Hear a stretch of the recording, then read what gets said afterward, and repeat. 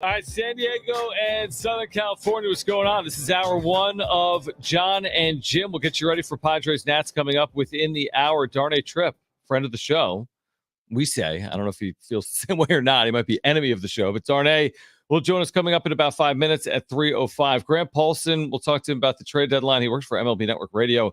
He's based in D.C. He's got good perspective on this as the Padres get set for the Nats. He'll get ready to join us at 3:30. Cynthia Freeland, NFL Network, is on the show at 5 p.m. We do have a Fernando Tatis Jr. update from Mike Schill that we'll share with you coming up in about 15 minutes. But again, Darnay's going to join us. Padres are back. It feels like they've been off a ton. I mean, they were off for the better part of a week. They've had more off days than anyone. They will have more off days than anyone the final 3 months of the regular season. They're using a 4-man rotation, which means Randy Vasquez tonight, then back to the quote-unquote big three. And Vasquez has been good. We'll see if he can continue to be good here tonight in game one. They, I think, are looking at this series like, okay, we can bury the Nationals a little bit if we play really good baseball. Mm-hmm. And it's also try to continue playing good baseball on this road trip. Vasquez, Waldron, and Cease here in Washington. And I think they have a real good opportunity to have a really good road trip here, setting up for the trade deadline next Tuesday. And it's becoming more clear and clear, I think, like who's available, who's not available for the Padres to trade, with Ethan Salas and Leo De Vries, pretty much off limits. That kind of signals to me, count out the Garrett Crochets of the world types of deals. And you might be looking at other players that we may have not talked a lot about, but still I think could help this team in the regular season get to the postseason where if everything stays as it is, I think they are set up well, but they got to get there first, and there's a long way to go. We'll talk about it this hour, but it's interesting. Jeff Passan, basically, I don't know if he's reporting, but theorizing that Salas and De Vries are off limit. Dennis Lin writing that he thinks the Padres make a splash by trading Leo De Vries for Garrett Crochet. So, you have some conflict there with what the Padres ultimately will do. Do they go as big as possible or not with the trade deadline a week from right now, 3 p.m. Pacific, next Tuesday? All right, let's welcome in Darnay Trip, NBC7, friend of the show. I think that's fair to say. He's our friend. I think you consider us to be your friend as well. All right, so the trade deadline's a week away, Darnay. Padres win 2 out of 3 in Cleveland, 52-50 overall. What is the one move, in your opinion, that AJ Preller will absolutely make between now and 7 days from right now? And thanks for hopping on. I'm only a friend of the show because Jim invited me to his wedding. That's right. That is true. That is true. Right. Yeah. If it weren't for that, I'd be like, acquaintance of the show. Well, why do you think I invited you, Darnay? Yeah, well, it's great. It's great. I went to the wedding. It was a great wedding, and now I get the label of friend of the show. Yes. So it worked out great in my favor. We only have one, by the way. It's you. Yes. Yeah, we don't have any other friends, actually. Well, yeah, none of your other guests were invited to the wedding. Now I feel really special. That is true. Yeah, good point. True. Yeah. AJ Preller wasn't invited to the wedding. That would have made for some good. I tried. I could have texted him, but that'd have been weird. As far as what he'll do, specifics in terms of like a Tyler Anderson type or like a specific guy that they're going to deal for. I don't, that I couldn't tell you. I do think, for sure, it feels pretty safe, like quality bullpen arm. And a lot of what everybody's been saying, quality bullpen arm and like a, back end, middle end, middle rotation type starter. It's kind of a boring answer because I think that's what everybody's kind of been saying for the most part. It seems like, some of the excitement about Garrett Crochet and players of that ilk has kind of quieted down a little bit. But the fact of the matter is, like, who really knows what's going on in the brain and in the cell phone of AJ Preller? And I think, a lot of these discussions, you're kind of operating with the belief that, one or both of Leo De Vries and Ethan Salas are off limits. If we find out that that's not necessarily the case, that opens up a world of possibilities. And I think that would be tough for some of the fan base to swallow. But it seems like at the very least, landing somebody that can help you through the 7th or 8th and a starter that can give you some innings in place of an Adam Major seems like a pretty good bet. Do you feel the same way about their rotation as we do, which is like the top 3, if they get in, they have a very good shot because if Cease and Waldron and Michael King are pitching like this, I mean, that's what you need in the postseason is 3 top guys to start your rotation. Yeah, for sure. And I think, look, playoffs are a different beast. And Totally. how do guys kind of respond to that setting, especially a Matt Waldron? I think that's something you have to take into account. These guys have been really, really good. Dylan Cease has really the only of the 3 that has a track record as a starter. I don't know in terms of postseason experience. I'd have to look that up. But I think that's kind of the one caveat I'd say is when the games tighten up and there's a little extra pressure, like how do guys kind of respond to that? But like you said, based on what we've seen from them, they've been phenomenal. And all 3 gave them, a good opportunity to win over the weekend in Cleveland. Fortunately, they got 2 out of the 3. You're in a really good spot. And I heard you guys talking about this yesterday. I want to say Clevenger pitched in LA, if I'm not mistaken. And then Game against 1. Philly, did he get 2 starts in the postseason? He did. And so, that goes to show you, and I think that's, you guys and others have mentioned this, the rotation does tighten up. And if you have a really good 3 and a serviceable 4, which they do have at this point, you're in good shape. But I think a lot of this it's not necessarily what happens in the postseason. It's just getting to the postseason, getting you through September. And that's where you could use 5 and in some cases 6 reliable arms. Yeah, it's interesting because it's like, again, if you get there, you feel good, but you have to get there. That's a big and I if, think, yeah. and it is a big if at 52-50. I mean, really scratching and clawing. It's cliche, but 60 games left, and they're no better off than other teams that are fighting for those wild card spots. I mean, I think a lot of this is predicated on like a Tatis. When is Tatis coming back? Do you think they address right field in any manner? Or do you think they wait on Tatis and trust him to be healthy for the back stretch, the final stretch of the season? I certainly could see it. Again, it's kind of the AJ Preller factor. Maybe it's a 305 tweet that you see about right. or isn't it getting traded to the Padres? You know what I mean? Like, oh, they did that too. Okay, cool. Obviously that deal didn't exactly bear fruit. I think the fact that, David Peralta has done some good things for them has helped. What happens with Tirso Ornelas? Does he get thrown in the mix at some point? Maybe they feel like between the 3 of those guys, Bryce Johnson, that there's enough to get you through until Fernando Tatis Jr. is back. And that has been the case to an extent. And so I don't know if I would necessarily bank on it, but it wouldn't shock me if they felt like, okay, a bit of an upgrade. It just comes down to, okay, what assets do you have, to throw in that direction? And would you be better off just getting the best possible reliever, best possible additional starter, rather than kind of spreading yourself a little bit thin and trying to get an upgrade over a David Peralta? You asked us this question on the award-winning Sports Wrap a couple of weeks ago. Who is your most important Padre player of the second half? I should have thought of an answer before I asked you guys this. You could have really turned the tables on me. We could have, yeah. Sports Wrap on NBC7, and I would have been completely unprepared as I am now. I do think my answer is Fernando Tatis Jr. You guys both said Manny Machado. You said Dylan Cease. That's right. You both wanted to take Manny Machado. I thought that was a little weak for both of you guys to have the same idea. Okay. Well, I had Manny, and then he took it from me, but I agree with you. Both good answers, but I think Tatis, just the fact that he was playing at an all-star level and just kind of a different type of talent. Obviously, he can do things for you defensively in a base pass, but the type of guy that can change the game with one swing of the bat. And, take some of the pressure off Manny, take some of the pressure off Xander. It obviously makes the lineup more fearsome, and he can just do so many different things for you. And then there is kind of the vibes aspect of it as well. Like when he's going, there's just kind of a momentum and an energy and a joy around this club that you don't necessarily always see. And so I think his health and his ability to return and hopefully return and look like the guy that we saw for stretches of the season, I think could be really, really important. Darnay, before you go, do you expect anything between the Padres and Nationals to carry over? Now, Jim has called for this yesterday on social media. He called out the Padres because of what happened in the Royals-Diamondbacks, that big Royals-Diamondbacks series.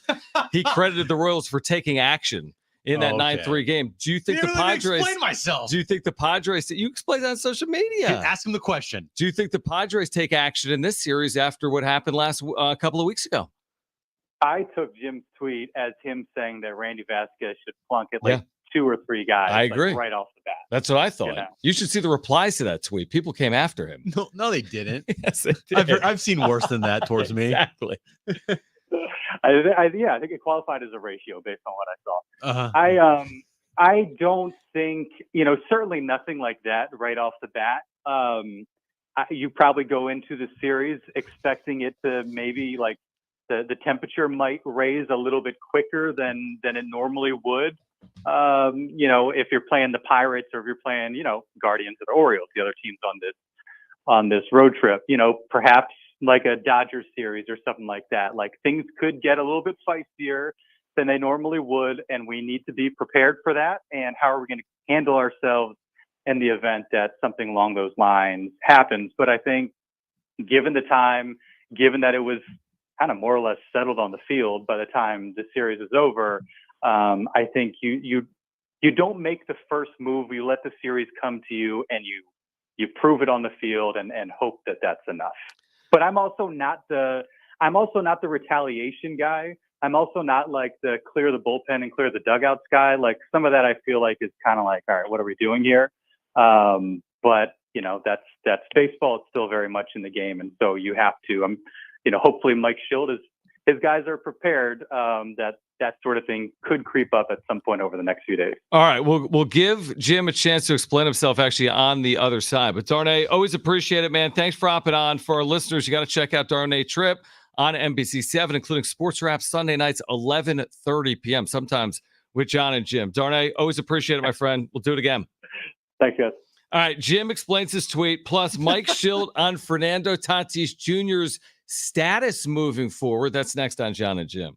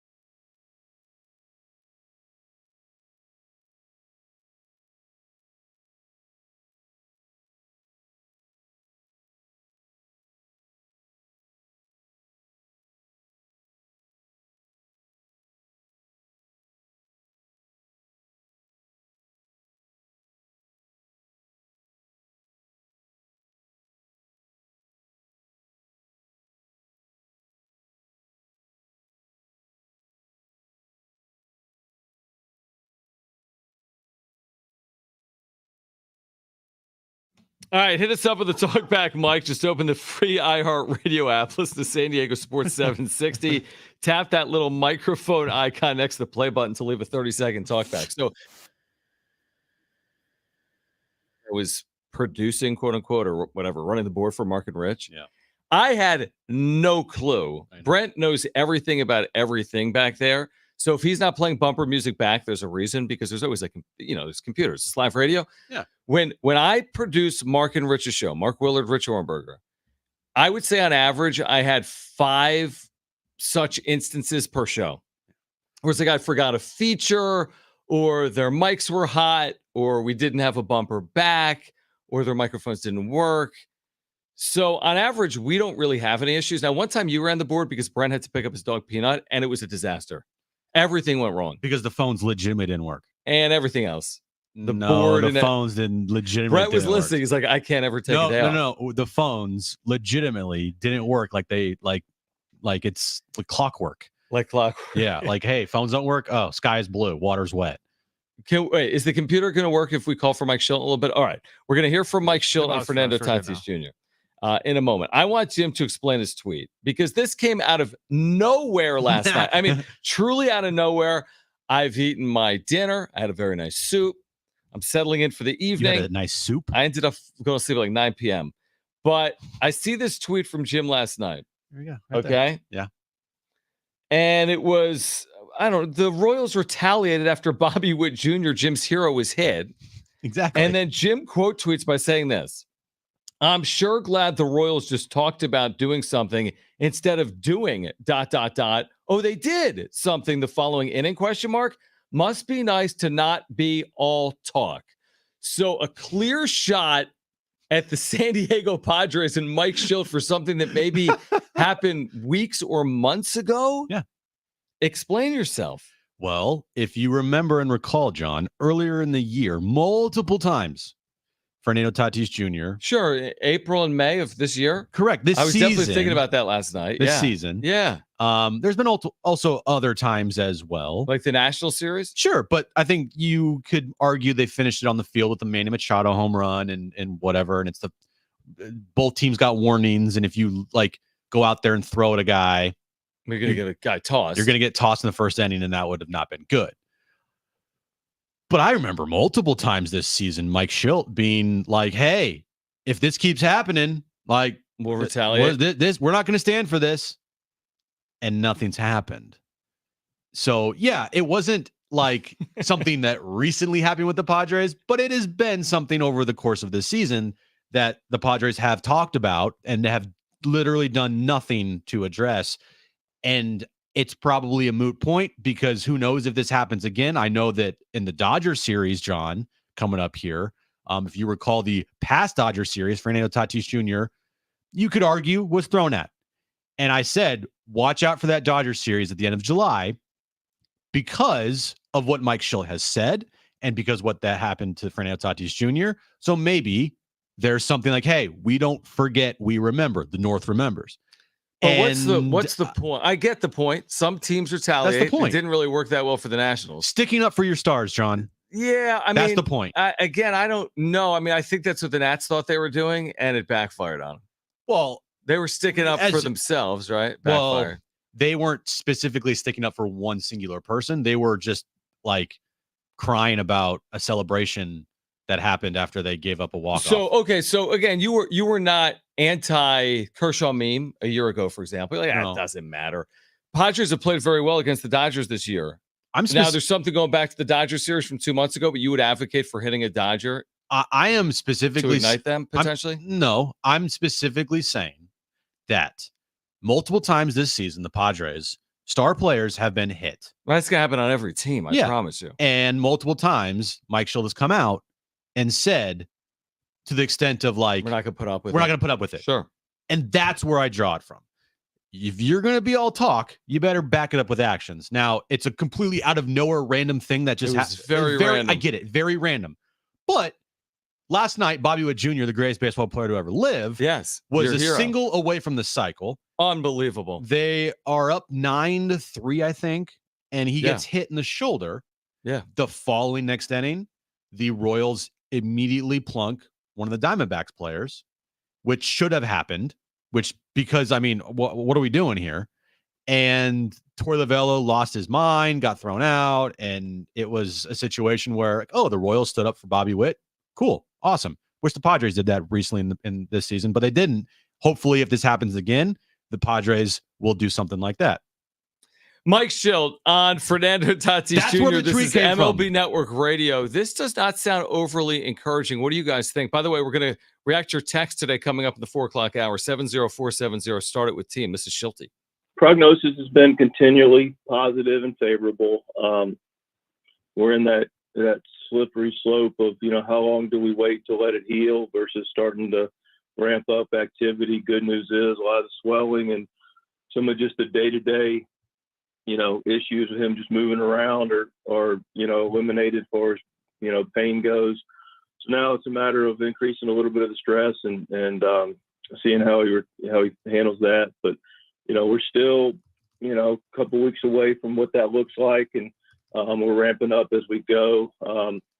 So it's really kind of a murky timetable. All right. We can discuss that with Grant Paulson. Will the Padres add an outfielder or not? Grant Paulson, MLB Network Radio, will join us on the other side. Also, Dennis Lynn's prediction for the Padres at the deadline is a splashy one. Cynthia Freeland from the NFL Network will join us at 5 p.m. We're getting you ready for Padres Nats Game 1 with Grant Paulson, MLB Network Radio. He'll join us next from D.C.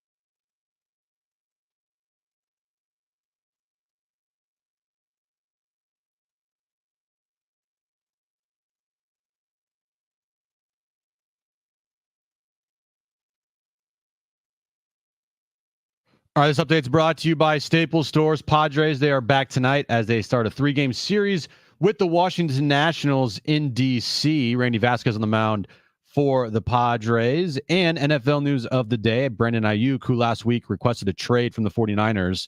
Shocking. He has reported to training camp today, still without a new deal, though. With Staples Hot Deals, you'll find super low prices on hundreds of items for back to school right now. 24-pack Crayola crayons and comp books are just 45 cents each at Staples. Plus, save even more with the Easy Rewards program. Ends 9/14. Prices valid in select stores. Limited to 30. Save big on back to school at Staples. All right, that's ready for game one. The trade deadline is a week away. In fact, the deadline will have a week from now, 3 p.m. Pacific next Tuesday. Grant Paulson does a great job in all Major League Baseball on MLB Network Radio. He's back with us here, Jon and Jim. San Diego Sports 760. Grant, we appreciate it. Let's just start with like the 30,000-foot view of these two franchises, San Diego and Washington, tied together because of that epic generational Juan Soto trade. How do you see the state of these two clubs 2 years later? Well, I mean, the Nationals, where I'm at here in D.C., getting ready to go over to the ballpark, are an ascending team, a rebuilding team. They're not good, and I think they'd be foolish to try to talk themselves into trying to hang around in the National League race while they're, with a handful of games of 500 and a handful of games of the wild card this year. They should sell as much as they can. It's not bolted down. They've already traded reliever Hunter Harvey to Kansas City for the 39th overall pick in the draft that they just used this summer, and for the number 2 prospect in Kansas City system, now the number 6 prospect in their system, third baseman Caden Wallace. I'd expect that they're going to also trade Dylan Floro, their reliever, and their lead-on base guy, Jesse Winker, an outfielder who's had a renaissance season this year. So that's almost a certainty that those two guys get moved. Then there's some questions about their back-to-back 2-time organizational player of the year, Lynn Thomas, their starting right fielder, who's more of a platoon guy, I think, on a championship team, excellent against lefties, mediocre against righties, right-handed bat. And their closer, Kyle Finnegan, is one of the top ninth-inning arms statistically in baseball this year, was an all-star. I think both of those guys could be traded, but because they're controllable beyond this year, both are probably going to take a pretty sweet package. The Padres obviously should be buyers. I mean, they're very much in the mix. They have a legitimate chance to not only make the playoffs, but maybe be a thorn in the side of some teams if they can make a move or two when they get there. I think the National League is pretty wide open. We saw the Diamondbacks last year go on their run. Before that, the Phillies, the Nationals, among others, have made pretty crazy runs that people didn't see coming. So I think you've got to try to get into the dance and without mortgaging your future, especially for a team that's invested so much over the last few years in being good at the big league level and giving up so much from the system. I think it'd be a disservice not to try when you're right there to kick the door down on one of these wild card spots. How do you see this trade deadline playing out? Do you think predominantly going to be pitchers on the move? And do you see like a Garrett Crochet as being the top guy that could be traded here at the deadline? Yeah, I do. I think pitching is certainly going to move more than bats. It seems like it's just pretty thin. I don't know where you guys come in on some of the available hits. I think when the dust settles, we're going to see that it was more mid-rotation type starters, maybe some relief pitching as well. Look at like shortstop, there's nothing. Paul DeYoung is maybe the most likely guy to be moved. I would say the same maybe about first base, where Andrew Vaughn, same team, Chicago White Sox, comes to mind. I think it's a possibility that Daz Chisholm from the Marlins could be on the move. That would be a big name. I mentioned Lane Thomas here in D.C. I've seen Randy Arozarena's name in Tampa Bay come up. But I think there might be a batter, too, that's high caliber, whether it's Chisholm or Luis Robert, somebody like that. I think it's really light in the infield in terms of the market. But on the pitching side, Crochet, to me, is almost a lock to get traded. I personally, if I was the Tigers, I would do what I could to try to get 4 or 5 players, a Soto-esque, not going to be to the same extent, but package for Tarek Skubal. I'm be surprised if he moved, though. So yeah, I think it's mostly pitchers heavy. And I'll say this, the start of the market right now, based on the deal so far, has been a seller's market. Like I said, I can't believe the Nats got back a top 40 pick and a number 2 prospect for a non-closing reliever. So we'll see if that's an outlier trade or if that's indicative of things to come. Interesting. Grant Paulson is with us. He covers Major League Baseball for MLB Network Radio with us on Jon and Jim, San Diego Sports 760. The story of the Padres over the last handful of years is they often run out of starting pitching at one point. Now, that happens in baseball, but I go back to 2021. They were 18 games over 500 after the deadline. They finished under 500. They had no starting pitching. They were throwing like Vince Velasquez and Jake Arrieta the final 2 months of the year. Now, this year, they're without Joe Musgrove and Yu Darvish, but they're getting it done. they're clearly going to add starting pitching, right? And could they add multiple starters based on where they are right now with the injuries?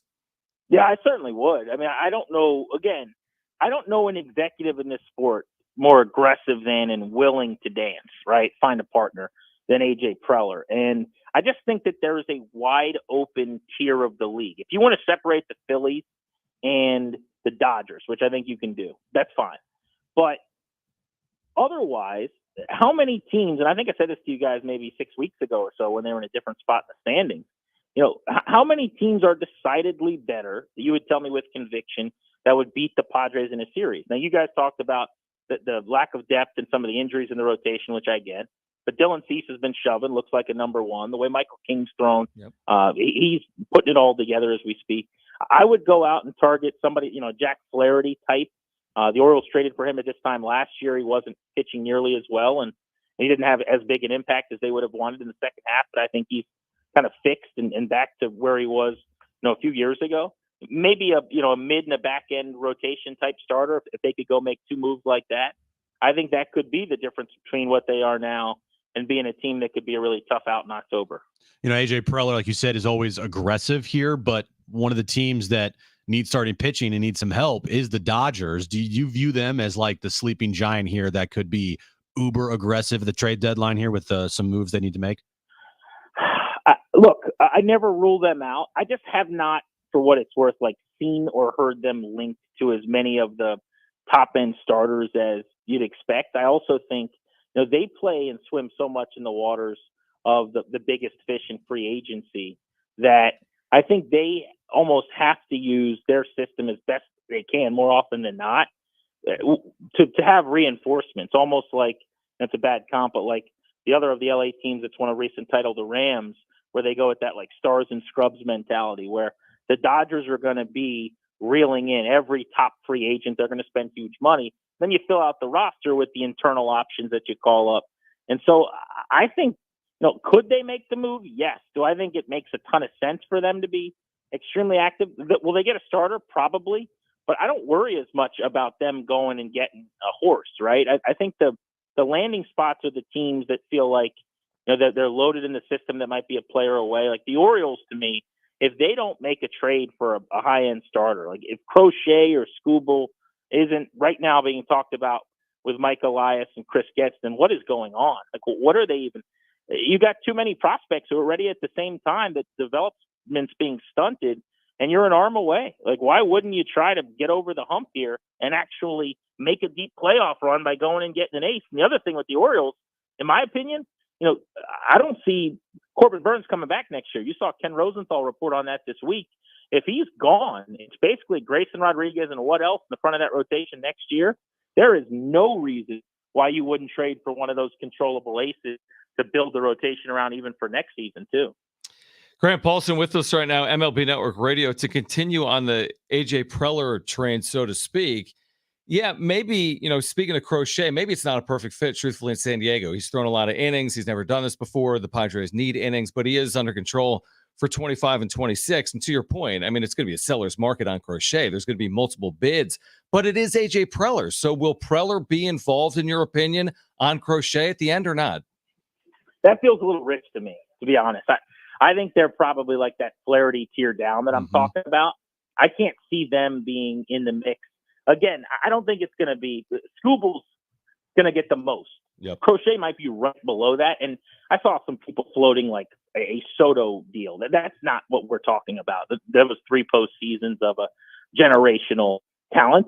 But I do think you're talking about, let's put a package together. It's, 3 of your top, 5 to 7 prospects probably. And if they're big league ready, maybe it's 3. If they're not, it might be 4 guys. If you're counting a couple teenagers or A-ball types, for a Crochet, multiple postseasons of a true legitimate lefty ace. I don't know that that's what they want or need to be doing. I think they more need volume. Like you said, you're finding a fit of someone that you can have pitch some innings and get you deep into some starts and maybe, just help with some durability down the stretch. You're heading over the game tonight. You don't expect anything to happen tonight as far as scuff ups or whatever the case may be because of what happened last time, right? Like this is over with? No, I don't. I think it's over. I not that I was alone in this. I'm not patting myself on the back, but I think we all kind of saw what was coming the night after the walk-off. The Nats were really upset, and they made it pretty clear that they didn't say they were going to do anything, but that they were, not happy. I think they set their piece, specifically Keibert Ruiz in front of the dish. I kind of liked the way they handled it, frankly, and that I'm just not a beanball guy. I think it's all stupid. I'm a big fan of celebrating, and I'll just be candid with you guys. I have no problem with celebrations. I actually endorse and love them. I thought that one violated the unwritten rule currently, which is you kind of do it in front of your own dugout with your own guys rather than right in front of the visitor's dugout. I've just never seen anybody who had a walk-off hit at first base end up in front of the third base dugout. Having said that, to hit someone is ridiculous. And I know they eventually did on that pitch on his toe. I really don't believe that was purposeful. But like the Ruiz thing, where he kind of chatted with him, I don't know if they have a relationship or not, but I thought that was the right way to do it. Like, that's very 2024. We're smarter than trying to injure people and throw at people. And I got to catch up with Profar. We didn't talk about that specifically at the All-Star break, but I mean, his smile and his infectious personality in the story, like really, really good dude. But I think that's behind them. I would be surprised if they're even thinking about it at all, that even happened. I will say it's fun. I don't know if you guys feel the same way at all in San Diego. Like that series where the Padres completely pantsed the Nationals and swept them and kind of embarrassed them in a lot of ways as they were trying to go back and forth. It did create a bit of a rivalry feeling here where based on not only the Soto deal, but then what happened, I think there was like some fun fan base to fan base animus. So people are juiced up for the series a little bit with the Nats coming in off sweeping the Reds. But the last time they were rolling, they played the Padres and their season got kind of derailed. So that's probably the extent of how much the Nats are thinking about it is, let's make sure the same thing doesn't happen this time. Yeah, I'm kind of fascinated because, like you said, the Nats probably should sell, but it's their last stand. So, like, can they win a series and convince ownership or front office maybe not to sell? And the other thing is James Wood has never faced off against the Padres. He's just been recently recalled, former Padre top farmhand. He'll be, of course, in the lineup this week for the Nationals. Grant, we appreciate you doing it here in San Diego. Hopefully we can connect after the deadline again. And thanks for your time as always. Yeah, my pleasure, guys. Enjoy the series. All right, looking forward to it. Grant Paulson at MLB Network Radio will react. Plus, Dennis Lynn's prediction for the Padres at the deadline is a splashy one. We'll share it with you next.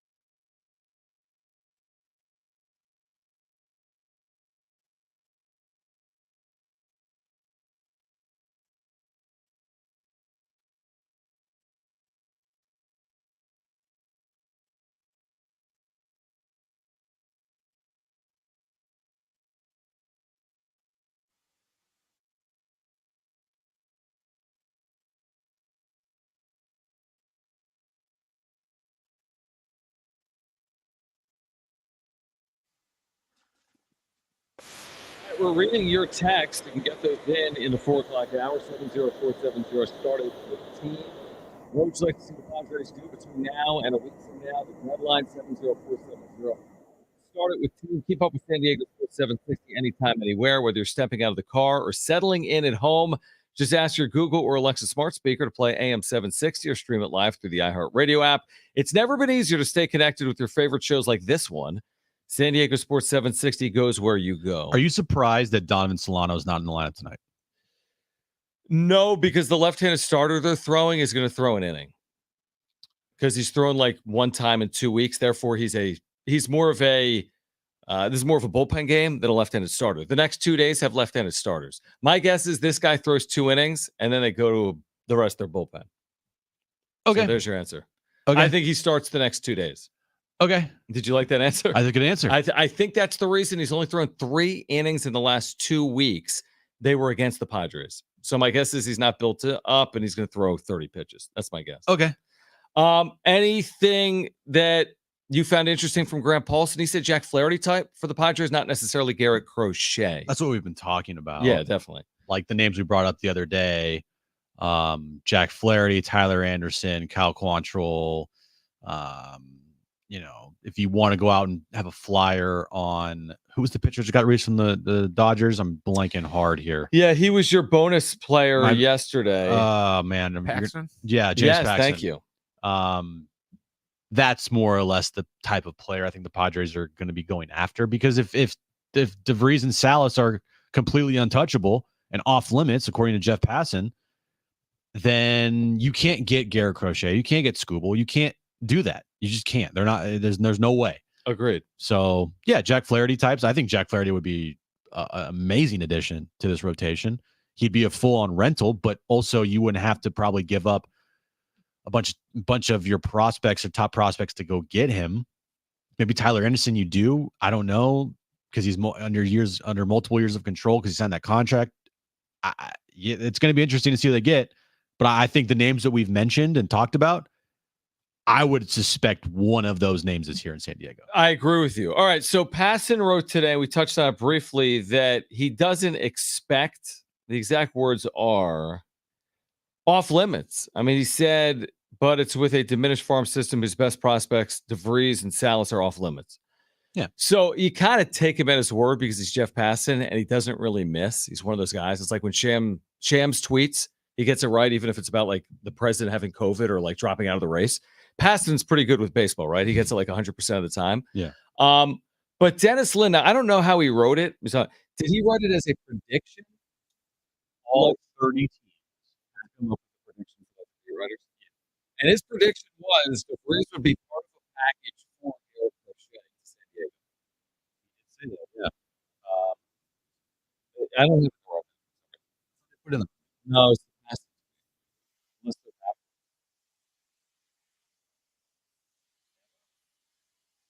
No. You put the same tweet in twice. I did. I'm an idiot. Sorry. Hold on. I'll find it in 2 seconds. Yeah, it's somewhere. Yeah, I have it. Okay, so here's what was said. General Manager AJ Preller has been after Garrett Crochet at least a couple of months. Apparently underrated by concerns surrounding the White Sox All-Star. The competition for such teams as the Dodgers and Orioles. He's a highly regarded teenage shortstop. Can headline a package for Garrett Crochet. I mean, is it intriguing? Of course, it's intriguing. It's not a rental. The guy that's pitched like a Cy Young candidate. Like what Graham Paulson just told us. Like, A, I think it's a bit too adventurous for the Padres from where they are. And B, it's not. The fact that things are where they are doesn't make it the ideal. You don't know what he's going to be able to get over the final 60 games a year and into the postseason. He's thrown more innings by far than he's ever thrown his career.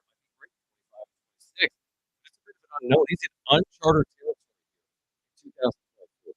in 2012. 12 innings last year, John. That's a big number. Has he surpassed that this year? Is he over 12? He's already surpassed the amount of innings he's pitched his entire career by like 30 innings. Well, hold on. He's threw 12 innings in big leagues last year. Correct. Big league level. Right. He made 13 games, didn't start any. This is his first year as a full-time starter. Okay. He didn't play in 2022 because of an injury. 2021, he appeared in 54 games, pitched 54 in the third inning. In 2020, he only appeared in 5 games, pitched 6 innings. So, like, this is a massive, massive leap here. If you've got a Garrett Crochet, you're expecting, like, at least another 85 to 90 innings out of him. Because you have hopes of going into the postseason. You have hopes of him pitching for you. And if you turn him into a reliever in like a month, well, what's that really going to do for you when you traded away Leo De Vries to get Garrett Crochet when he's win right now? And he's been amazing. Like, he's truly been amazing. 0.95 whip. But to your point, he threw 12 innings last year in the big leagues. He threw 12 innings in the minor leagues. He threw 25 innings last year. I just don't get how this is even possible. Like, how is it possible that he throws another 80 innings this year? Because, by the way, if he's not traded, he'll eventually shut him down. He will be traded would be my guess. But you're never going to get more premium for him than right now. And the White Sox aren't going to be good next year. So why are they holding out to him if they're not going to be good next year? So I think he'll be traded. I don't think he's ever going to have more value than now. And if I'm the Padres, I don't think it makes a lot of sense. I really don't think it makes a lot of sense. Now, if you pair it with someone, if you told me it was Crochet and Jack Flaherty, I'd be like, wow, that's unbelievable. Flaherty's going to be in the middle of your rotation. Crochet, you can get cute, hide your bullpen a little bit, pitch for the postseason. But if it's just Crochet, if that's your big splash, I mean, it's going to sound great. On paper, it's incredible. Practically, is it going to work? I don't know. I think they would be better suited with Jack Flaherty, to Right. be honest with you. Maybe for like, if you're talking about the future of the franchise and the future of the team, like Garrett Crochet, next year probably, and the year after, like, great. Because you're going to lose Dylan Cease. He's not going to resign. Okay, he's a good. We have no idea about you, Darvish. We have no idea about Joe Musgrove. And so, yeah, your rotation is like completely up in the air, for sure. Oh, by the way, after next season, Mike King, probably not. Unless you resign him, he's going to probably have to, demand big time. But again, it's the like, are we going to worry about 2026 or are we going to worry about 2024 right now? And 2024 right now, yeah, the big name on paper, Garrett Crochet, huge splash, all the headlines, lead MLB tonight, right? Oh, yeah. It would be Huge. But what if all of a sudden you have to shut him down in the next 3 weeks because his inning limit is crazy? Yeah, I think it's a bit of a square in a circle. Again, I'm not going to take it out of bed. But if you trade away Leo De Vries for Garrett Crochet, he's not starting for you in the second half of the season. That's going to raise a lot of questions from Padres fans. All right, next hour, your text 70470 started with plus the wrap. And Cynthia Freeland will swing by. I said Darnay Trip was our only friend of the show. Cynthia Freeland's a friend of the show. Oh, yeah, for sure. NFL Network. She'll join us at 5. The latest on Brandon Ayuk, Jordan Love. NFL training camps open this week. So she'll swing by coming up at 5 p.m. We have Niall Horn tickets to give away as well. We'll do that in either the 4 or 5 o'clock hour. But hour 2 of Jon and Jim, that comes your way next.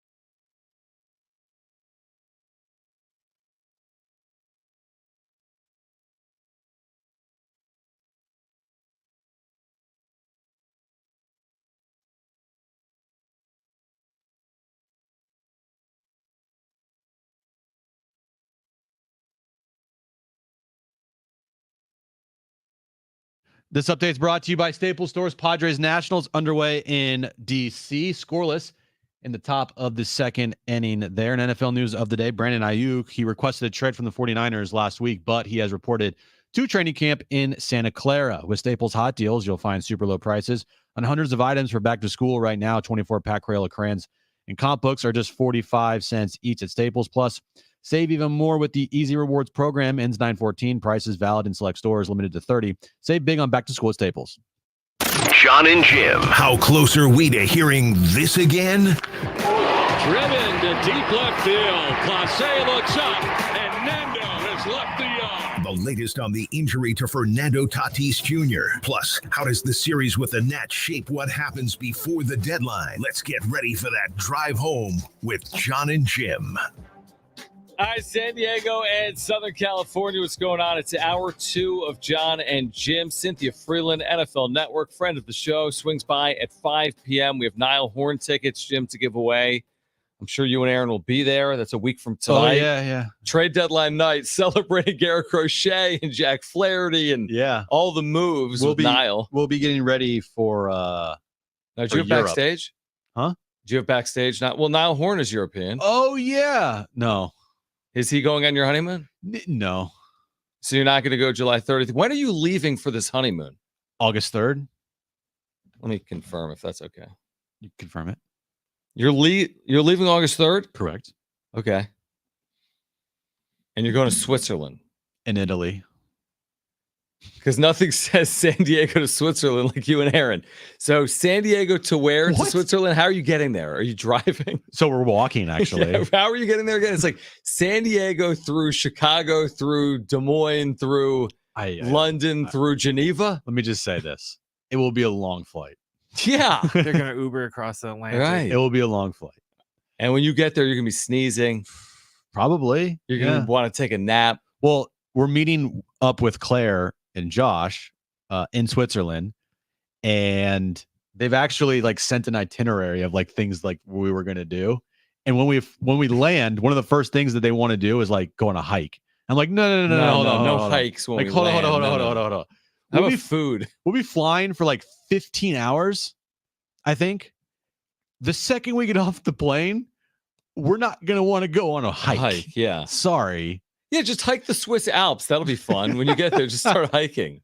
Yeah, that's exactly what we're going to do. All right, so you're going to be on a honeymoon, which means, well, you can still do Niall Horn, July 30th, North Island Credit Union Amphitheater. Tickets at Ticketmaster.com. But here's the thing. It's trade deadline day. It's also Padres' first Dodgers day. Okay, so maybe he won't. So we have things we have to do, John, with Jon and Jim and the wrap-up show and I trade agree. deadline. So I agree with that. There's a lot happening that day. I agree with that. No room for Niall Horn. Sorry. Cynthia Freeland, NFL Network at 5 p.m. Niall Horn tickets between now and 6 p.m. But right now, let's get to this. It's time for The Wrap, presented by Sombrero Mexican Food. Check out their website at sombreromex.com. Who's the best player on Team USA? Team USA men's basketball. I was going to say just the who's the best Olympian. I forgot to put that in there. Yeah. Okay. The best Olympian. No, I mean, I'm in the U.S. Yeah, Team USA. I think it's interesting. Like, is it Simone Biles? Is it a swimmer? Is it LeBron James? It's hard to do that because they're all different sports. Well, the ESPN ranked the top 100 players of the 21st century. Had cricket players and that against poll soccer players. Was the dumbest poll in the history of rankings. They have another one, by the way. The top 30 U.S. athletes in the Olympics today at ESPN.com. Send it to me so I don't have to read it. I will right now. Because I won't read it. I won't even click on it. I wonder who's in their top 3. But yeah, I go don't on. care. Team USA basketball. I'm going to go with just because it's international play. And I think he is potentially one of the best, if not the best international players, just because of the game and the style. I'll go with Anthony Davis. Like, hit the style of play so good, for international basketball, I think just plays so well to AD that he is pretty much a guy that is, you can't guard him. Defensively is what makes him stand out for international play. The best player on the team, just basketball-wise, you say LeBron, Steph, right? But I think just because of international play, I'll go with AD. Am I allowed to agree? Because we saw him in Vegas, and he's a complete monster, and he will fall out of bed in 20 minutes with like 17 points, 13 rebounds in this tournament, which is amazing in 20 minutes. Now, I think the difference maker, though, and I said this yesterday, is Kevin Durant. I truly believe they will get knocked off somewhere along the way if KD doesn't play. Now, he is going to play. That's what we're told. If he didn't play, I think it's a massive loss. I think he will be a difference for Team USA to create some separation. But I'm with you. I think Anthony Davis has been incredible in this Olympic run-up and probably will be for the next 2 weeks as well. And LeBron's the best. Yeah, Steph's up there as well. KD's great. KD. One of the best players ever. But if they didn't have Anthony Davis, they'd be in serious trouble. Yeah. Is this on KD if he doesn't play for just not bowing out like gotta Kawhi play. did? I don't know. I mean, I'm surprised he didn't play in one exhibition. That's a long time. They've been playing together now for weeks, 2.5 weeks. We saw him 2 weeks ago. Yeah, no. So they've been together for 3 weeks. I know NBA guys miss time, and Durant's been one of those guys, but you miss 3 weeks, and then you're playing in France in games you have to win. And they've been playing some like really tight games, and Very tight. You got to get in there and ramp it up to 100 like that. You're not going to be going through some cakewalk 30-point blowouts here. Right. And they turn the ball over a ton. Yeah. And he hasn't played with this team as of yet. So we'll see. Next question. Who will be WNBA Rookie of the Year, Caitlin Clark or Angel Reese? I'm glad you asked. It's not even a question Somebody's in my got book. to. It's Caitlin Clark, and it's not even close. Not even close. Well, YahooSports.com says it's very close. Well, Yahoo Sports is wrong. And here's why. So Caitlin Clark is averaging 17.6 rebounds, 8 assists. The elephant is she leads the WNBA in turnovers per game, 6. Okay. Where Angel Reese's numbers are really good. 14 points, 12 rebounds is what she's averaging. Okay. Which is no better or worse than Caitlin Clark, is it? I mean, Caitlin Clark's Stat 17, 6, and 8, and Angel Reese is 14, 12, and 2. Angel Reese has had a fantastic rookie season. Caitlin Clark is the unanimous Rookie of the Year. Unanimous. Probably not unanimous because there'll be some people out there that vote for Angel Right. Reese. But she will win. I agree she will win. From a marketability perspective, there's no comparison. Plus, she's had a very good year. I guess the point is, while Caitlin Clark is Caitlin Clark, Angel Reese has had like one of the best seasons ever because nobody's ever averaged that many points and rebounds combined in the WNBA. Caitlin Clark is also arguably the best playmaker in the WNBA right now as a rookie. Like, think about that. She's the best I'm thinking about playmaker. it. She also can give you 30 a night, right? She's already a top 5 in 3-pointers and percentages in the league. Right. She's broken records for most assists in games. I know you can say the same thing about Angel Reese with double doubles and stuff like that, but You don't mind the 5.6 turnovers per game, 27% turnover ratio. it's fine. Well, if you I have, agree it's going to be Caitlin cool. Clark, You have 6, but all not right, unanimous. 6. You have 6 or 7 turnovers, but you have 18 assists. Like, 8 assists. I don't know. And then you have, I'm just saying, like the double. Yeah, like she had Okay. 19 assists one but game. then you Right. have the whole, on the double streak. How many of that was just stat padding? They had Like the, 2 games. Yeah, but they had that footage going around of the What'd rest she of do? the rest of her teammates were sitting around running the clock out because they're down by like 18, and she's screaming for the ball because she wanted to try Was and this score. Caitlin Clark or Angel Reese? Angel Reese. And they like pretty much quadruple teamed her because she was just trying to get a garbage Okay. basket to keep the streak going. That's how it ended. And it happened like that twice. Next question. It's going to be Caitlin. Yeah, it's good. Not unanimous. Quote me. No, probably it won't be. Yeah. No. It should be Bobby Witt Jr. Has Bobby Witt Jr. entered the MVP race in the American League? He's already in it, obviously. He's in it. Do you think that he'll get any first place votes, or is it Aaron? I don't Judge still care. good? I do not care about Bobby Witt Jr. Why do you hate Bobby Witt Jr.? I do. I dislike him Here we go. because of you. Well, Otherwise, I would have liked him. here's the thing. Bobby Witt Jr. leads the league in WAR right now. Start a YouTube channel. Go work in Kansas City. Is there a Kansas City Sports Talk opening Bobby Witt from Jr. 10 to 12? is hitting 341. Okay. He has a WAR of 6.7. Defensively, his WAR is 13.6. Aaron Judge, What are you talking about? I'm talking His about his number. defensive war? Yes. He's not going to win the MVP because of that. I'm just saying he's an all rounded player, bro. What are you asking? He's already in the MVP conversation. There's no chance in hell he will win it. He doesn't play for the New York Yankees. One of the New York Yankees, Aaron Judge, could set the American League record again for home runs. So, of course, he's in the MVP conversation. He leads the American League in WAR. Of course, he won't win it because he's not in the New York Yankees. And I hate him because you, for whatever reason, are bringing him into our lives in San Diego. All I did yesterday was mention Bobby Witt Jr. and you're Well, like, Start a Bobby Witt Jr. channel. What did you say yesterday? I said, because we were doing Is That Good? Right. And one of my Is That Goods was Bobby Witt Jr. over his last 15 games is hitting over 500 with a 500 plus on base percentage and then like 800 slugging percentage. And you're like, okay, great. Bobby Witt Jr. Who cares about Bobby Witt Jr.? Bro, I'm just telling you, Bobby Witt Jr. has been amazing. And then last night, he couldn't hit for the cycle. Great, he got hit by a pitch. If the Diamondbacks didn't hit him in the arm. Here's the thing. Here's what I want to talk about. Not Bobby Witt Jr.? I will talk about the NFL looking to expand their schedule from 17 games to 18 games. I'll talk about Leo De Vries and Ethan Salas. I'll talk about the trade deadline. I'll talk about the WNBA Rookie of the Year race. If Bobby Witt will come on the show, I would love to talk to Bobby Witt and talk about him. I'll text him. Until that moment, I don't know what Bobby Witt conversation you want me to have. I'm going to find a way to try to incorporate Bobby Witt Jr. into almost every show that we have. Into almost every show. The week you go away, yes, there's going to be no Bobby Witt talk. I'll work it into the back. He could hit 5 home runs. I'll call a game. in from Europe to talk about Bobby Witt Jr. And that's going to cost you some. Are you on the show from Europe or are you bringing the equipment? No. You're not going to do the what show. What equipment? We have equipment in the Vegas equipment. Okay. The stuff we use. I'm not bringing that to Europe. No, from midnight to 3 a.m. It'll be perfect. Not happening. Yeah, probably a nice suite. You're on a honeymoon. I'm not going to have a nice suite. We're like staying in an Airbnb. So back for one moment to the honeymoon. The music. Wait, do we have another question?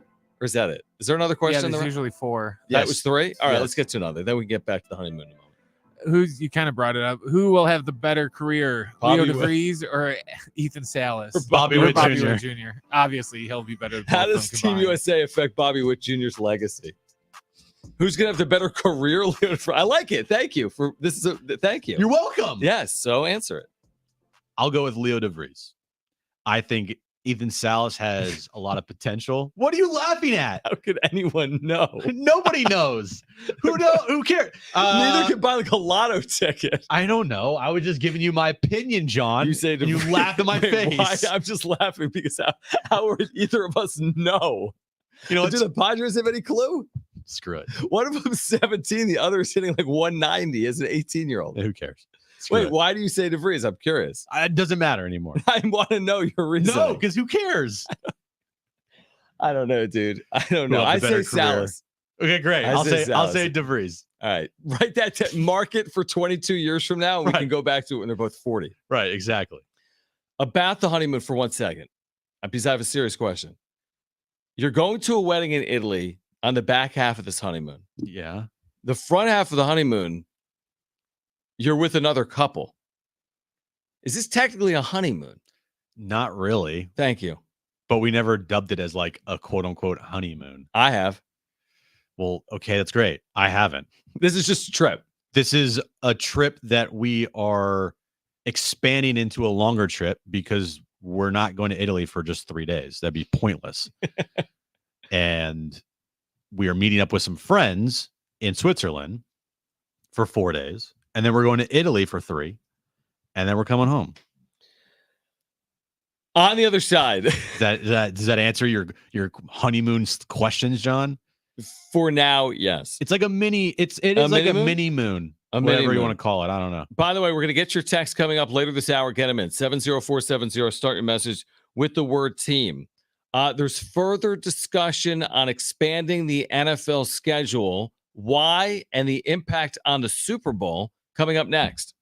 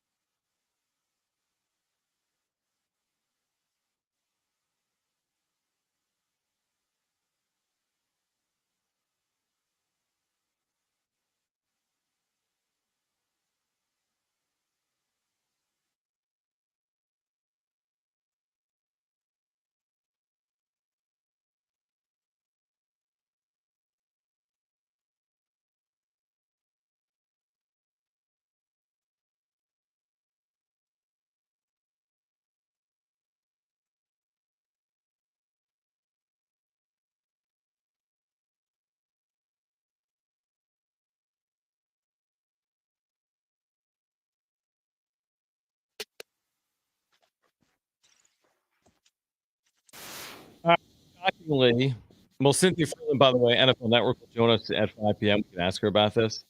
And we have horn tickets to give away. We'll keep you updated, by the way, on Padres and Nats. They're scoreless in the third. The NFL and the NFLPA will be the Players Association, Jim. It's like NFL player. Yeah, I know that, John. I know. Have discussed at a very high level. This is ESPN.com. Going from a 17-game schedule to an 18-game schedule. Surprise. Now, what this would mean is you'd have another bye week. And the Super Bowl would eventually end up landing that President's Day weekend, which would be the third weekend of February. Because adding one game adds 2 weeks to the NFL schedule, right? Because you add one game, but you have a bye week in there. You don't play 18 games, 19 weeks. And NFLPA, listen to this, is open to potentially adding an 18th game before the CBA ends, which is after the 2030 season, but they're open to doing it before this collectively bargained agreement expires. So it's coming is the point. I don't know when, but it's coming sooner rather than later, we guess. Yeah, if it involves making more money, the NFL will do it. Now, what's the end game? 18 or 20? Probably number 20. But then 18 is the number. Sorry, never mind. 17 is not.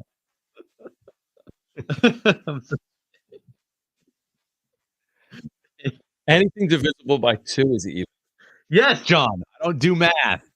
Sorry. Okay. I was just thinking, 10 yeah, and 10. You're thinking more like a round number. Like 20 just sounds good. Better than 18. But I mean, 20. I guess why not? People are going to be into it. If the Niners play 20 regular season games, you're like, I don't need to watch week 2. And you've already added an extra playoff team. Yep. You've already have reduced the buys in the postseason to just the 1 seed instead of the 1 and 2 seeds. Look, is any football fan going to complain if more football is being played? No. It's like it's not our issue, right? Now, if we worried a lot about the players' health, then yeah, it would be our issue, but we don't. If you tell me right now there's more football on, the American public and people that love football will be like, great, love it. Who cares? It's awesome. If I'm a player, though, that's a lot for me. You would have to have 2 bye weeks. You'd have to essentially get rid of the preseason, and you need like way more things put in place for player safety, I think, to go to 20 games. Or 18. Yeah. Would you be worried about oversaturation? See, I think with the NFL, I don't know if there's such a thing as oversaturation. I mean, because it's one of the, and granted, when you compare them, it's, apples to, garbage pretty much, but, all the like off-season leagues, I guess you'd call them, like the USFL, all the, or the thing that you and Rich did. Alliance of American Football. Yes. Stuff like that. They keep trying it and it doesn't work, but they're like, oh, everyone's just starving for football though in the off season. And then everyone's like, yeah, no, I'll take my 2 months off, because that's not the NFL. Yeah. And it's like, okay, it's going from 17 to 18. No. And 18 to 20, I would just say no. The NFL is such its own beast in America. I mean, truthfully, they could probably play 25 games. I mean, is anyone really going to be like, no, I'm not going to watch Niners Cowboys because they play 24-game schedule and it's only week 2. I think they're still watching. Now they can watch Jags Chargers. I don't know. Probably. If it's the NFL, it will be consumed at a very high clip. Higher than everything else in America. Higher than everything. You see the top 100 list today? It's like how many NFL games? Every year it's 95 I think the top 50, top 50 list, I think there was like 46 all NFL or college football. Right. It's college football. It's NFL. What else even cracks that list? You had 1 game in the NBA Finals. You had a couple TV shows like after the Super Bowl on CBS. Like a presidential debate. Couple presidential, things. It's all debate, NFL is the point. It's all NFL. And in this country, NFL and college football rule the day. That's it. More the better. That's what people want. And if people are going to pay to watch it, then guess what? You're going to get more of it, right? Regardless of the health and safety of the players, and regardless of any other sport out there, baseball, basketball, hockey, whatever.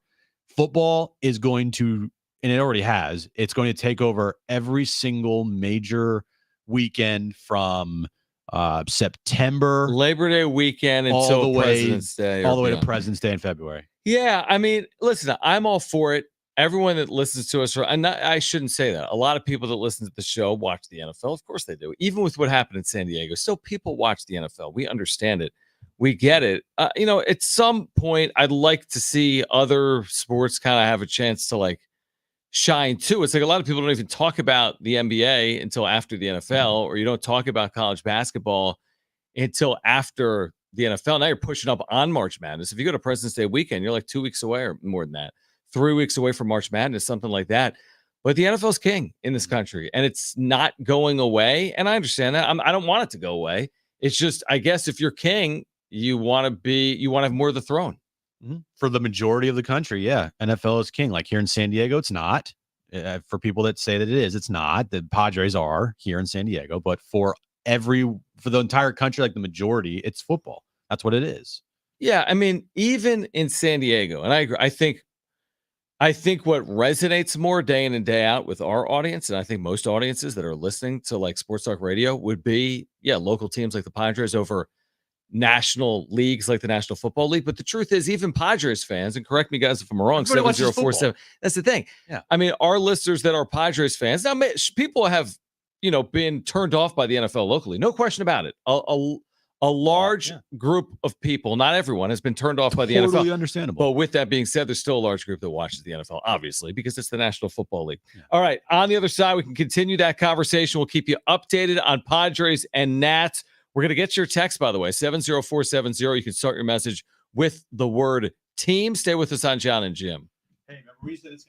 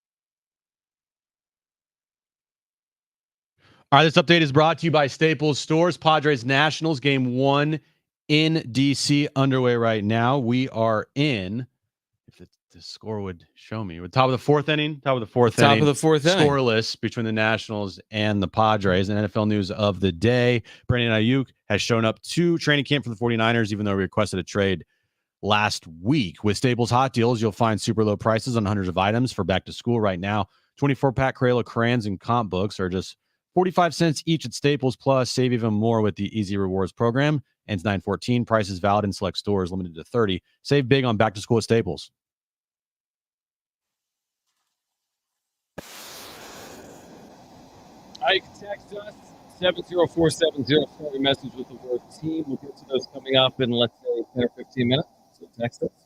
Thoughts of the trade deadline. The NFL going from a 17-game to 18-game regular season, likely in the near future. Later this decade, 047 started with the word. Cynthia Freeland joins us at 5 p.m. Niall Horn tickets between now and 6 p.m. Jim's back page. Padres Nats, like you said, underway in this 3-game series. The 9-game trip continues for San Diego. It was a very good start to the trip. 2 wins in Cleveland. Now, can they, quote-unquote, finish it off, win a series in D.C., secure a winning road trip? I think if you win this series, you'd feel good about a winning road trip. You'd have 4 wins. You'd need just 1.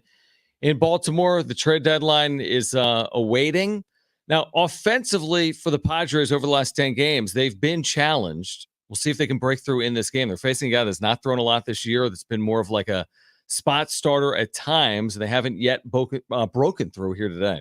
I thought you said this guy was going to pitch like 20 pitches. Well, I thought they were going to get to him. Meanwhile, he's going to throw like 150 pitches. It kind of okay. So we have our first developing situation in this game. Well, yeah, but I thought that anyway, I don't know. The situation with this team is offensively, they have been challenged for the last week, dating back to before the All-Star break. And they've had only 1 game where they looked good offensively. That was Saturday in Cleveland. And the pitching's been really good this road trip minus. Well, actually, no. It was been really good. It was good on Friday night. Just you had great. to blow up with Stephen Collitt coming in the game, and right. He doesn't really matter. But like overall, the starting pitching has been fantastic. Do you want theater? I'm going to give you theater right now, like good theater. So bases loaded in a scoreless game in the 4th inning for the Maryland product. Why don't you do play-by-play? Jackson Merrill. How about you do play-by-play? Who steps in to Perfect. the left-handed batter's Do box. play-by-play. It's perfect. No, well, I mean, it's either Bobby Witt talk or talk about the Padres. So I'd prefer to talk about Padres. But here's the thing. Jackson Merrill this weekend in Baltimore is going to have 500 people in the state. You heard me right. 500. Now, this week during the Nationals, apparently he's got 8 or 10. I don't even know 500 That's what people. I was thinking.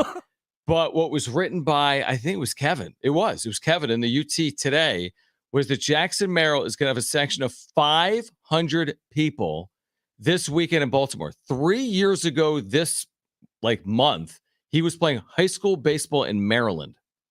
And right now, it's his first trip back east in the Maryland area, DC, Baltimore, over these next 6 games. Big spot for Jackson Merrill. Why don't you finish the play-by-play? No, I'll let you do that. I'll just let you finish the play-by-play. He struck out. There we go. Perfect. And our boy, whatever his name is, Hurts, has gone 4 scoreless innings. There we go. Click what? Nothing. You think people are clicking over for this moment because I said the Padres and Nationals are on? Are you telling me we don't normally talk Padres when they're playing? No, that doesn't. Who cares? I've never heard that from you. Who cares? I've never heard that from you. Who cares? All right, we're going to get to text coming up later this hour. Again, 70470. Start with the word team. 70470. Start it with the word team. And again, Cynthia Freeland will join us coming up at 5 p.m. Listen, there's a lot of things. People are reacting to the 18-game schedule, which I think makes sense because, again, listen, if you tried to do it in any other sport, it doesn't make any sense. If someone told me the NBA was going to expand, I'd be like, what are you talking about? If you told me Major League Baseball was going to expand, I'd say, what are you talking about? Major League Soccer, same thing. The only sport you would ever consider doing this in, the only sport, is the NFL. There's no other example of this. Well, the reason it works for the NFL, though, is because it's a once-a-week thing. It won't work in NBA or baseball because they already play, 3-4 times a week. True. To They where play 80 games. what are they going to do? Play 7 days a week? Now, I will say that what makes the NFL great is there's an importance on every, and same thing with college football. There's like a huge importance on every single game. You can't just, like baseball, you lose 4 in a row, you still can win the World Series and make the postseason. Football, you lose 4 in a row, it's like sky's falling, everything, like fire everybody. It's the DEFCON 1. It's a disaster. Even if you, like in baseball, the Padres have lost 6 of 7. Imagine the NFL if you lose 6 of 7. Right. The Padres earlier this week had lost 7 of 8. So if you lose 7 of 8 in the NFL, you're done. But not if you go to a 24-game schedule and you have half the teams in the postseason. So there's 2 sides of the coin here. You get more games. I don't think anybody's complaining about that. The NFL is going to make billions and billions of dollars off it. Right. More the better, right? But you will lose a little bit of the urgency in the NFL that makes it so great. Like for fantasy and betting, of course, more games the better. That'll be there. Yeah, amazing. The Survivor picks will be even crazier. But true, the urgency that you get. I mean, you lose if you have a 20-game schedule and you lose 3 in a row, you can recover from that pretty easily. In the NFL now, 17 games. I still could argue you lose 3 in a row, you can recover from that. But like the 4 or 5 game losing streaks with 17 games, those are rough. 20 games. It's not going to be as rough. I feel like the NFL forced the hand of the Players Association when they somehow got them to agree to go from 16 to 17. It was never going to end on 17. It's the dumbest number ever. Like you said, you got to have an even number. And what you meant was this. How could you have 17 games? One year you play 9 home games. The next year you play 8. Yeah. It doesn't make any sense. Yeah, you don't play 163 in baseball. Oh, one year you play 82 home games. And the next year you play 81. It never made any sense to go to 17. You know why they did it? Because they knew they couldn't go from 16 to 18. They wouldn't have gotten approval right away. So they went from 16 to 17. By the way, this just happened, Jim. It was 2021. They went from 16 to 17. Mm-hmm. Now, less than a decade later, this decade, they're going to go from 17 to 18. Let's walk this out. Well, they also took away a preseason game, which is... But that doesn't really impact, like, Joe Burrow. No, but the preseason, they need to kind of just... Which is fine. Get away with it all in general. But walk through this with me. Now, there's 18 regular season games. If you're not the 1 seed and you win the Super Bowl, you play 4 more games. Mm-hmm. 1 seeds could play 3 more games.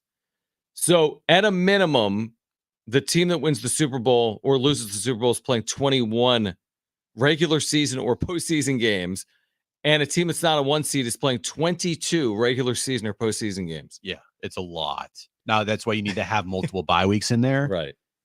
And so, yeah, it's a lot for sure. And again, I think you and I kind of agree, like maybe the end goal is 20 regular season. Then you add in the expanded postseason. And I don't think they're done with the expanded postseason, by the way. I really don't. I think the postseason is going to be, it's 14 teams right now. I guarantee that's going to end up at 16 at some point. Yeah. You know? Yeah. Plus, I think they're not done with expansion. I think how many times have we heard them talking about, oh, we want to have a team in London or a team overseas, or they're playing games all over the world this year, Brazil, wherever else. Which is also a tough thing if you add more games, because then the travel and all that stuff, it's like, dude, it's a lot. But again, it's not our problem. It's not our problem. Who cares? No, I think people will eat it up. We get more football. Yep. That's what everyone wants. You get the NFL move to a President's Day weekend. I agree. That's what everyone wants, right? They want to have a holiday after the Super Bowl, and it just makes perfect sense.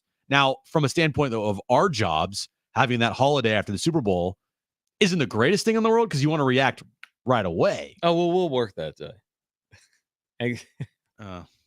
Maybe would be my guess. So then I hate it. Well, it's not happening. Is it happening in the next 5 years? Maybe. Well, we need John Shaver's breakdown of the Super Bowl 57 right after it happens. All right. Well, first I'll tell you that James Wood has flied out.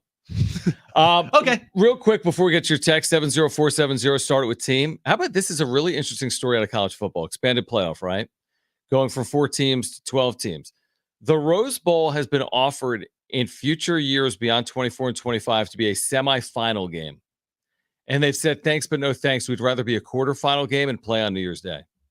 So the Rose Bowl would prefer to protect its tradition of playing New Year's Day in Pasadena. Makes sense. They've been doing it for 100 years. Love the Rose Bowl on New Year's Day. They'd rather do quarterfinal, like just theorize a matchup. Big 12 champion Kansas State against Big 10 champion Oregon. Oregon, Kansas State in a quarterfinal as opposed to a semifinal, which again could be the same matchup, but whatever. Michigan, Ohio State semifinal. They would prefer the quarterfinal matchup because it's on New Year's Day to the semifinal matchup later in the year.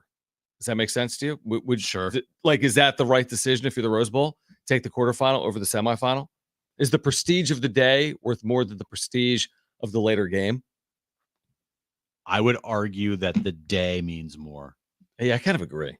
Because that's a day that everyone's sitting on their couch at home watching college football. Mm-hmm. That day is just like set up. Hey, I'm going to watch the Rose Bowl in the afternoon. That's just what you do. I think for ratings wise, keep it there. Mm-hmm. Keep it on New Year's Day. Okay. What do you think?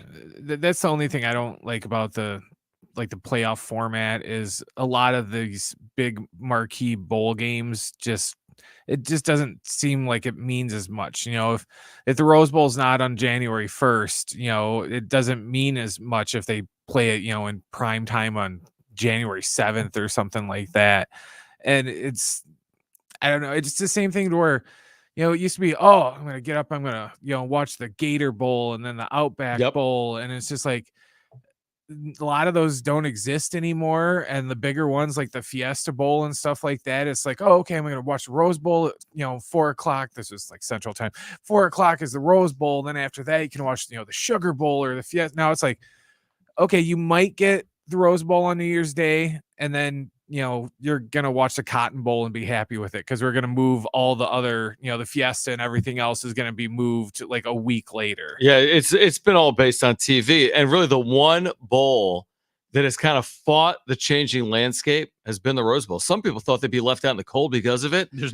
But it sounds like they'll maybe just secure a quarterfinal moving forward on January 1st as opposed to like a semifinal or I guess even a national championship game. All right, text segment is back. Text us. We will get your text on the other side. 70470. Start your message with the word team. What should the Padres do at the deadline? NFL fans, what do you think about the NFL potentially going from 17 to 18 games in the regular season? Text us. 70470. Start it with team. Cynthia Freeland, NFL Network. She'll join us at 5 p.m. Training camps are open. It's Jon and Jim.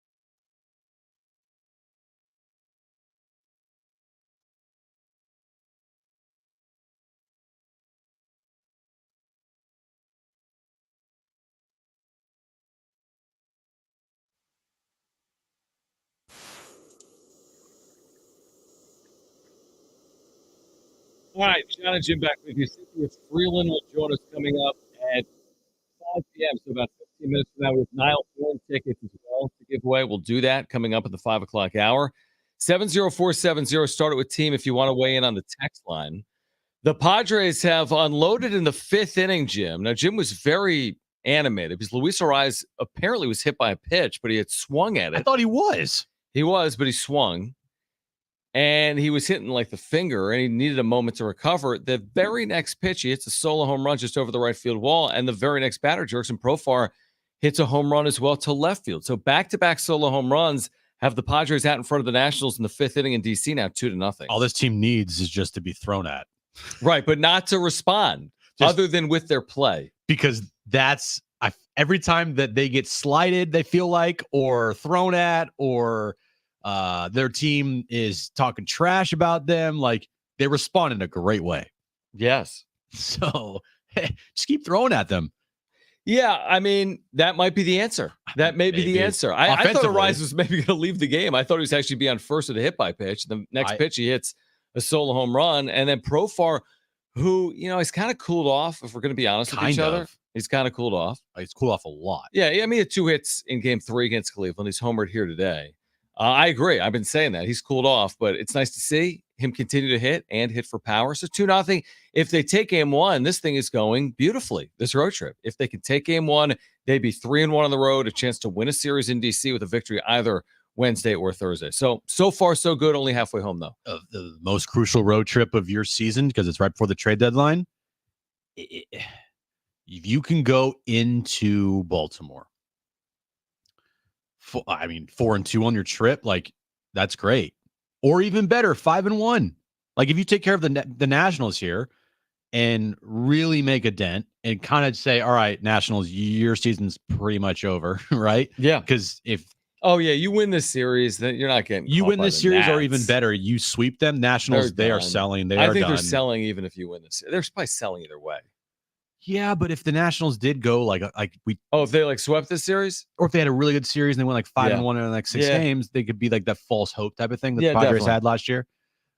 So you have a real opportunity to have a really good road trip. The only problem is if they do have a really good road trip, what says they won't give it right back? That's my only concern. That's the thing where I don't trust this team at all.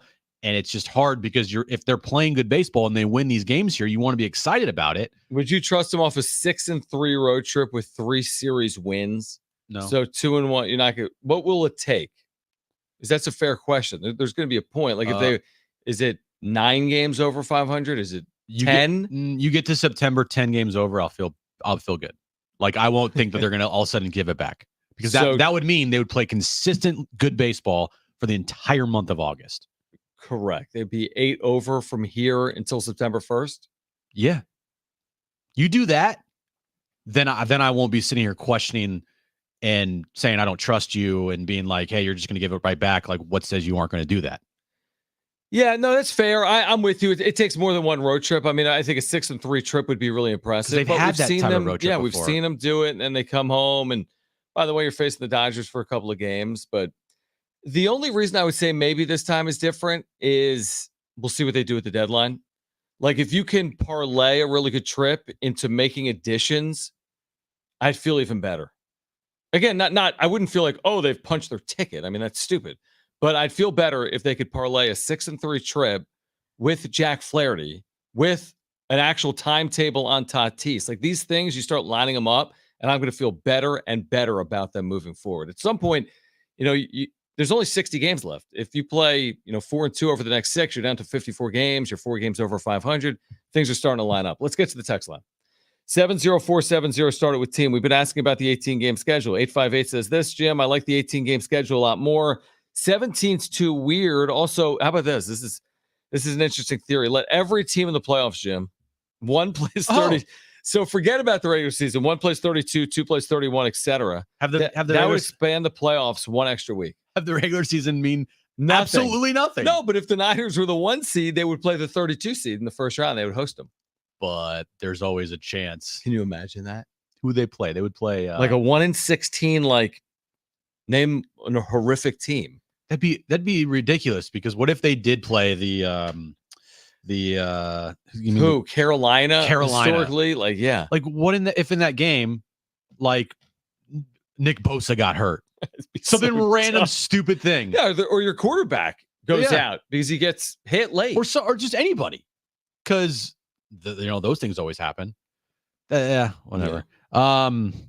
619 number says if the Padres can just be good at home, it would make a huge difference. They're still under 500 at home. That's a fair point. That is. Yep, they are under 500 at home. They're a team that is just wildly inconsistent. That's probably the word that I would use. I know that the other day I said roller coaster, and roller coaster was 2 words. How about this? Inconsistent. That's 1 word. Inconsistent. 619 says, I'm not going to read this entire text, but I will read a portion of it. Signed Bauer, no crime committed. And he said nobody cared about sexual assault, and he goes on with others. Well, hold on. Wrongs don't create rights. If a sexual assault is part of the story, and I'm not saying it is, I don't have all the facts on it, but he's saying nobody cared about other sexual assaults, therefore sign Trevor Bauer. That's not the reason to sign him. It's because other people have sexually assaulted other people before. Yeah. Texts like that and messages on YouTube and everything. We see so many of these. It's like you're basically talking to nobody because it's not going to happen. If it hasn't happened now, it's not going to happen. And great point. I'm not just talking about the Padres. I'm talking about any team in baseball. Everyone. They're not the only team that needs pitching. Yeah, you're basically talking to nobody. And other teams have seen him. They know what he's done. There's a reason why he hasn't been picked up. There's just a reason. Yeah. So whatever it is the reason. Yeah. And all 30 teams agree with the reason. All 32 teams are like, hey, guess what? We aren't going to do that. And that's what happened right now with that Trevor Bauer. What else you got off the text line? Hold on, John, here. Here we go. 619 number says Super Bowl has already been treated like a national holiday. Now we have to have the following day off. Genius. It kind of would be genius. Like it truly, because everyone's been saying like, oh my gosh, how many people take the next day off? So many people take the next day off from work. Yeah. You hear people pushing Saturday Super Bowls. So you're off on a Sunday. You're not moving Super Bowl Sunday. It's got to be on a Sunday. It's not going to be Super Bowl Saturday. No. So, but a national holiday on their side is like chef's kiss stuff, right? Yeah. I just hope that the NFL doesn't all of a sudden move the game to like a Saturday or try to have it in London or whatever the case. Like Super Bowl Sunday, that's what it is. Just keep it there. And if you want to move it to President's Day weekend, then so be it. And I think a lot of people would be happy because the Monday's off. This is interesting from the 703 real quick. And Cynthia Freeland's going to join us coming up in about 5 minutes from the NFL Network. 703 writes, says players get paid more money quickly at such exponential numbers, then making them play one more game is inarguable for them. But what's next? It's like you make so much money. Can you really complain? Because you're going to get paid that percentage. If you make 20 mil, they add an 18th game, then give them, 1/18 more pay. It's like each game is worth like $1 million. Well, for quarterbacks, it's worth like $2, $3, $4 million. Are you really going to say no to that? Are they going to vote no on earning more at the end of the day? That's how they probably got it from 16 to 17 games. Of course not. They're all earning more money. Anyway, we can get to some texts as well in the 5 o'clock hour. 70470. Start it with the word team. Again, 70470. Start your message with the word team. We have Nile Horn tickets. We will give those away coming up at the 5 o'clock hour.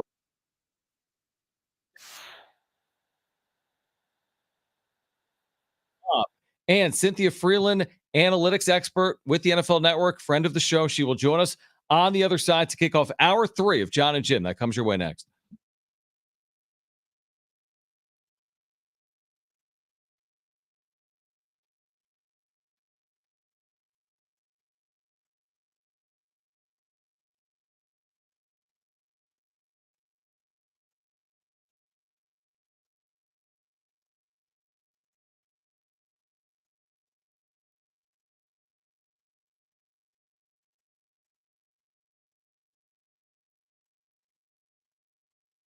All right, sports fans, listen up. We have found paradise. It is Circa Las Vegas. We were there earlier this month. We're heading back in August. It's a sports lover's dream. Trust us. It features the largest sports book in Nevada and Stadium Swim, an incredible rooftop pool. It's actually 6 pools with massive outdoor video boards to watch all the games. It's open 365 days a year. They have every Padres game on at Stadium Swim, every single one. Here's the other good news. It's a 21-plus venue, So there's nothing to worry about other than sports. Speaking of which, the biggest pro football contests in Las Vegas are back. Circa Survivor and Circa Million are up to 16 million in guaranteed prizes. 2 ways to win, no rake. Circa Survivor contestants select one team each week with no point spread. Last the longest to win it all with $10 million guaranteed. Circa Million make 5 picks against the spread each week for your share of $6 million guaranteed. They have quarterly payouts, full season payouts. All you have to do is enter in Nevada, but you can play from anywhere, including right here in America's finest city, San Diego. Visit circasports.com. That's circasports.com for details.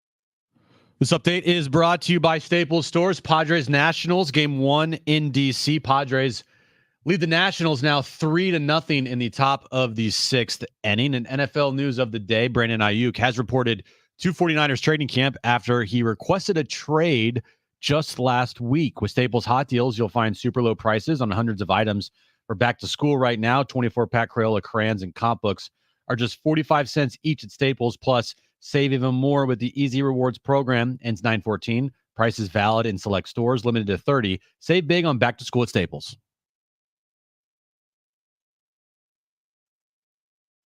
Jon and Jim. How close are we to hearing this again? Driven to deep left field. Clase looks up, and Nando has left the yard. The latest on the injury to Fernando Tatis Jr. Plus, how does the series with the Nats shape what happens before the deadline? Let's get ready for that drive home with Jon and Jim. All right, hour 3, Jon and Jim with you until 6 p.m. We'll keep you updated on Padres and Nationals from D.C., but it's great to catch up with Cynthia Freeland, analytics expert, NFL Network, friend of the show, back with us here on San Diego Sports 760. Training camps opening up. NFL is on its way. So, Cynthia, we always appreciate it. We're seeing all these reports about Jordan Love. Is it an inevitability he's going to become the highest paid player in the NFL? And that's just the cost of doing business in the NFL. What other choice do the Packers have, right? Well, I think it'll be interesting, the juxtaposition between Jordan Love and Tua, right? Because you've seen one where we kind of have a good idea of the shape and form and maybe even ceiling of Tua, but we don't really know where Jordan Love is yet. So they're buying like a true option. Like, I'm curious to see how much of a gambling man Brian Gutekunst is, because realistically, it'll probably look like something in the form of less of a guarantee or some way to kind of weasel out of it. But I do think that there will be it won't look like Kirk Cousins' fully guaranteed deal, something like that.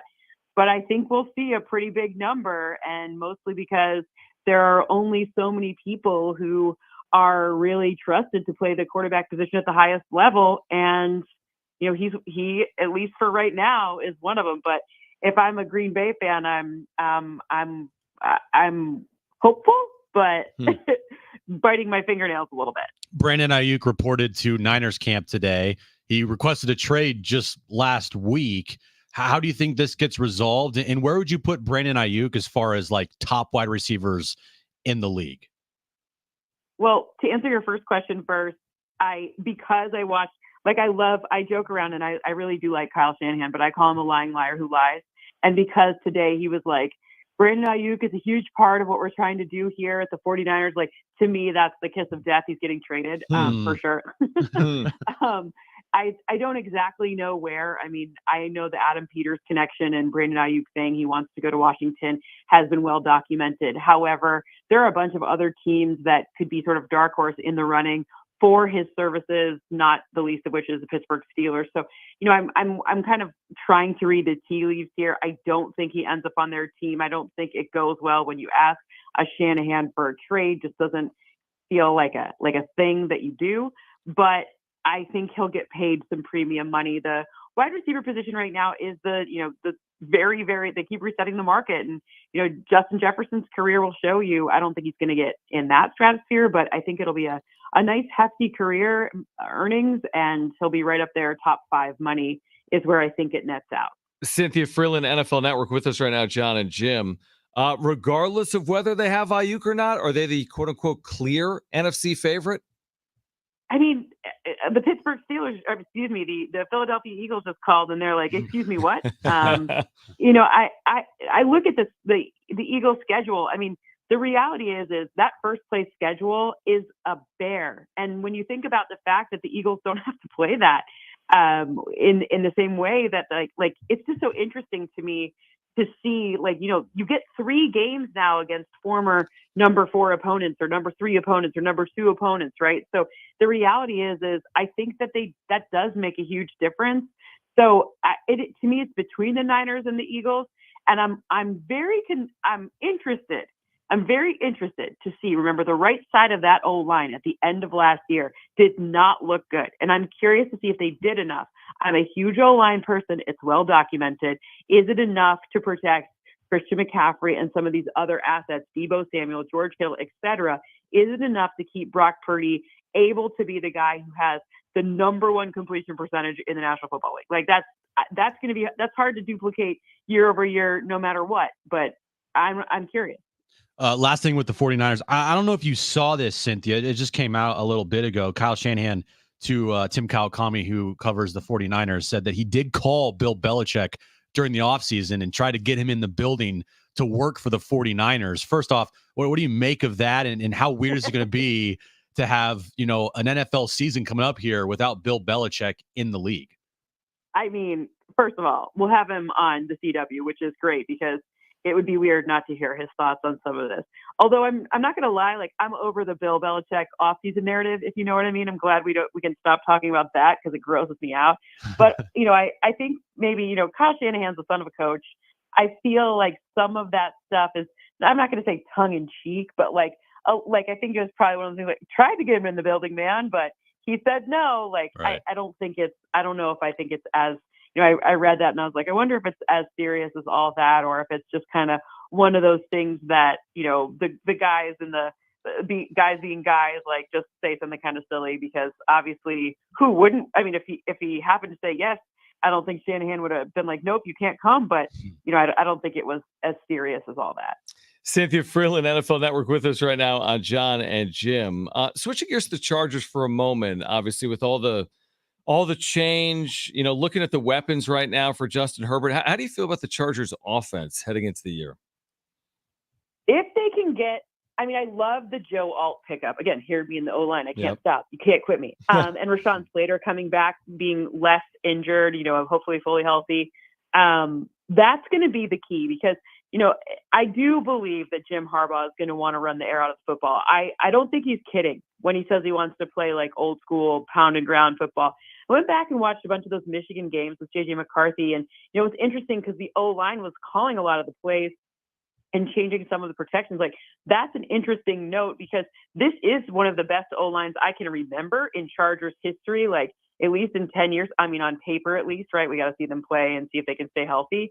So I think that if that happens and you've got a talent like Justin Herbert behind that line, and you kind of get these pieces with some chemistry, the chemistry will be key, and get the run game going. Like, there's a lot of if you can. But to me, it all starts in the trenches. And if the O-line can be the type of O-line that I think Jim Harbaugh expects, then I think we see a massive improvement from this team, just period, full stop, because it's not for a lack of talent. The Bears have done a good job surrounding Caleb Williams with a lot of offensive pieces. What's your expectations for Caleb this year? Again, with the O-line, they did a great job of adding to the wide receiver core. Like, DJ Moore to me might be one of the more underrated. Like, we don't talk about him enough and how helpful he is just in general. And then of course Keenan Allen, and then of course Rome Odunze, right? So they've got a lot of people who can catch the football, where they didn't have that last year. It really was DJ Moore and then what, right? But I'm still confused. Like, Darnell Wright had an okay rookie year, maybe sub average, maybe, is probably the best way. Then they're taking Tevin Jenkins, who was their left tackle, and playing him at left guard. And to me, there's just with a rookie quarterback, without a veteran in the quarterback room to kind of help him along, help him with the playbook. And then of course, it does still worry me that he didn't talk to the media after games in losses last year at USC. Like, those things combined mean, like, is this kid, if he gets pummeled like we saw, Justin Fields may have held onto the ball too long. I get that, but he still wasn't given a great shot in terms of the types of pressures coming at him.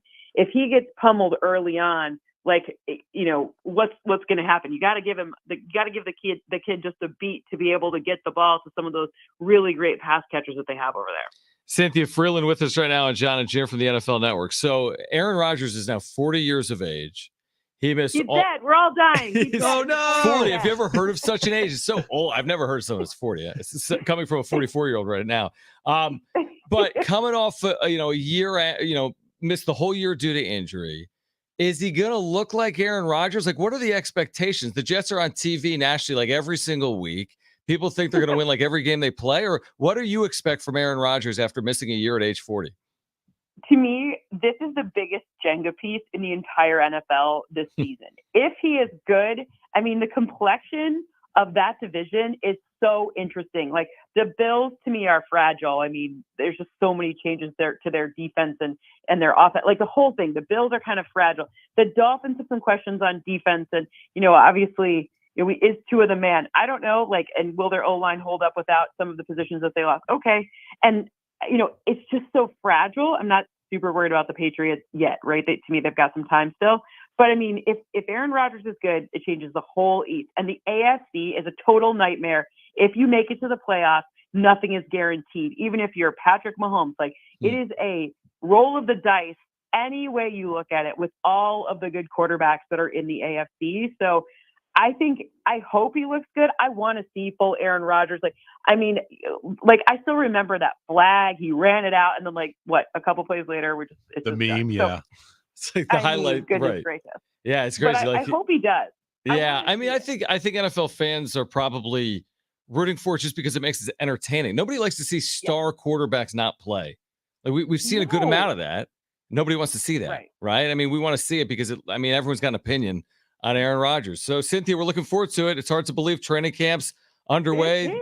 It's crazy. It's crazy. We're back for 2024. Thanks for doing it. Let's do it again at some point before the season. And thanks for joining us in San Diego. You got it. Anytime. Pleasure to be here. Great stuff. Cynthia Freeland from the NFL Network. I mean, what will happen with the Jets? Like, what's the best case scenario? They win, they go 9-8 and make the playoffs? The Jets, I think, are a team that people want to be good. Like I think because of the New York to be relevant, right? But I just don't. I mean, you have a head coach who is really honestly a defensive coordinator.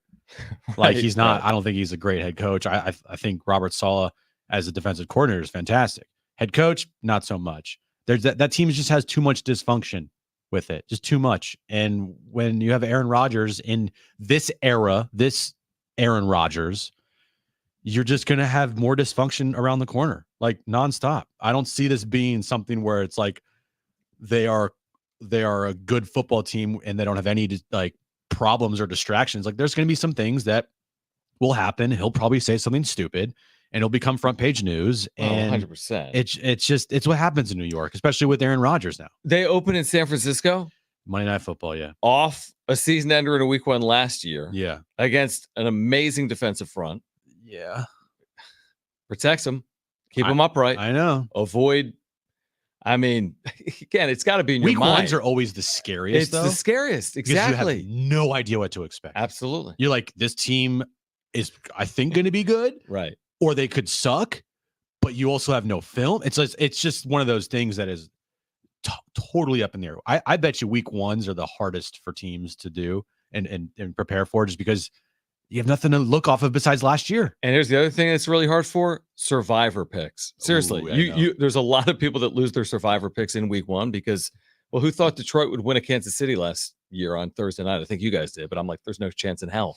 Why are the Lions on Thursday football? You said the Lions like sucked and they made the NFC title game. And they beat the Chiefs in their season opener last year. I know. On the other side, has Randy Vasquez changed the Padres trade deadline equation? If you missed our conversation with Grant Paulson from MLB Network Radio earlier, we'll have that for you coming up at 5:30. We have Jim's back page and Niall Horn tickets to give away. It's Jon and Jim.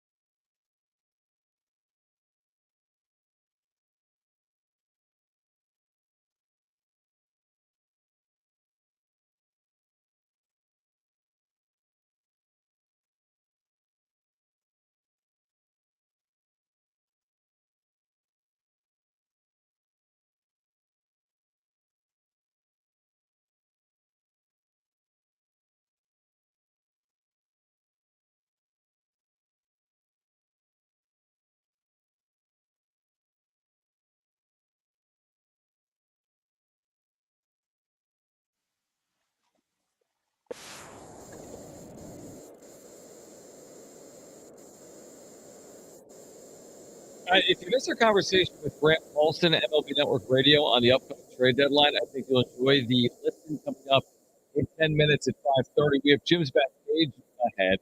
We're going to give away these Nile Horn tickets. Now, you're not going. It's the day of the trade deadline. But Nope. we're going to give them away in the next 7 minutes. So be listening for that. We'll give them away coming up in a handful of minutes. Nile Horn, North Island Credit Union Amphitheater, July 30th. Ticketmaster.com for tickets and info. Now, I may have kind of ruined Randy Vasquez with my tease. I said, has Randy Vasquez changed the Padres trade deadline equation? He allows a double. But he goes, so he's going 6 scoreless tonight. He just left the game. Padres are leading 3-0. He was fantastic. He's responsible for the runner second, but he was great. So it's either 6 scoreless or 6 innings, 1 run from Randy Vasquez. Now, I've been kind of saying, like, you can't trust this guy. I have. Here's why I say it. He's been good recently, but I'm not trusting this guy. What did Darnay say with us at 3 p.m.? They had Mike Clevenger start 2 games in the postseason in 2022. Mm-hmm. And we can say, oh, it's short series, but short series don't matter. If you win a series, then you have to quickly turn around and use a 4th starter. And they used Clevenger twice in those 3 series. So I'm like, you need to have a certifiable, legitimate number 4 starter. Now, Randy Vasquez has been that guy. So I was skeptical. You look at the overall numbers, I think there's reason for skepticism. But his last 5 starts, including today, he's been terrific. So does that change the equation? Are we trusting Randy Vasquez to be this Randy Vasquez from here on out? Are you trusting him if you are pitching or playing meaningful games in September and October? Clevenger in 2022 was 7-7 with a 4.33 ERA in 22 games started, 114 innings, and he had a 1.19 WHIP. This year, Randy Vasquez, he has a 4.17 ERA. 69 innings pitched, nice, and a 1.46 WHIP. So, yeah, essentially, it's like almost the same as what Clevenger production-wise gave you in 2022. Mm-hmm. I think regular season-wise, you feel pretty decent with Randy Vasquez. What he's giving you is exactly what you want out of a 4th, 5th starter. It really is. Okay, so you're saying good on 4 in the rotation. That 4 hole has been secured by Randy Vasquez. We're worried about innings. If you go out and get Jack Flaherty, then he's now your 5. You're saying Vasquez. Yeah. And you happen to make the postseason, your 1, 2, 3, 4 are all solid, and you feel confident with all 4 of those guys. Any notion or any thinking that like you get Jack Flaherty and then you go with 3 starters and then move Michael King to the bullpen, like what? Okay. Right. You have Cease, King, Waldron, and if you got Jack Flaherty, that's a solid 4-man rotation right there. No, you're right. That the way you put it that way, I wasn't really thinking about that. If you upgrade beyond Vasquez, you push Vasquez back in your rotation, therefore you make him not irrelevant. He may still be in your bullpen in the postseason, but he's probably not starting a game for you in the postseason. And again, we're looking ahead, but you're supposed to. AJ Preller's looking ahead. This is what the trade deadline's for, yeah. He's not trading for like, oh, man, we have that big series with the Rockies in mid-August. He's got to think about the postseason. Why else would you be adding to your roster? That's the whole point. All Mike Schilt talks about. Schilty is the postseason. Schilt's season right now is the second half of the year.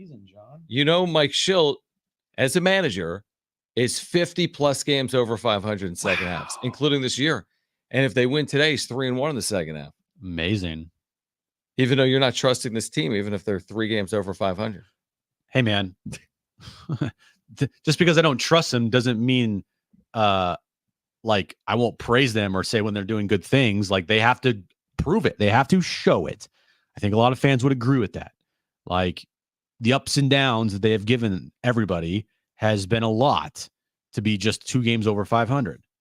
And while they're in a good, decent position, this will be a dogfight. And if they give back whatever potential good road trip they have here right away, then what I said will continue to be true. They can't be trusted. They continuously give back every good thing that they do. And until they can prove that, it's kind of just like a wait and see type of thing. And you just go every single day watching this team and us covering this team as its own thing. Like that's just how it's going to work. Well, they've also gotten, so here are the 4 outings since the All-Star break. Matt Waldron, brilliant. Yep. Dylan Cease, brilliant. Yep. You like these breakdowns? I do. Michael King, brilliant. Very good. Yeah. Randy Vasquez. Let me hold on. Are you going to say brilliant? No, very good. Oh, okay. But think about that. 7 innings, 1 run, 7 innings, no runs, 7 innings, no runs, 6 innings, no runs. And here's the beautiful thing. You don't have a number 5 starter because the off day, you go back to Matt Waldron tomorrow. Yeah. But you will have to figure out something on Saturday. Correct. But in this short term where they're getting really good starting pitching, and you had this critical road trip where we're like, what if? I mean, if this thing went terribly wrong, everything changes. Knock on wood, they've started this thing off well. Well, this already feels way different than it is last year. Last year was fool's gold. They swept the Texas Rangers to give the front office this like false hope that, oh, we're going to be fine. Everything's good. But we all saw the writing on the wall and we were all like, guys, this team ain't it. They're fooling you here. I think if the Padres have a great road trip here and I don't think there's any fooling of anybody, even though they lost 6 of 7 before the All-Star break. I still think there were signs that things were decent just because of the rest of the National League being where it was, which is not a very high bar. All right, call right now if you want 2 free tickets to see Niall Horan, formerly of One Direction, at the North Island Credit Union Amphitheater July 30th. Ticketmaster.com for tickets and info. Call 877-767-4760. Caller 5 with your ticket. 877-767-4760. Caller 5 with your ticket to see Niall Horan at the North Island Credit Union Amphitheater. What do you have? Another multi. I'm tweeting about that right now. Merchant. About that. Will not want to miss our conversation with Grant Paulson from MLB Network Radio on the trade deadline.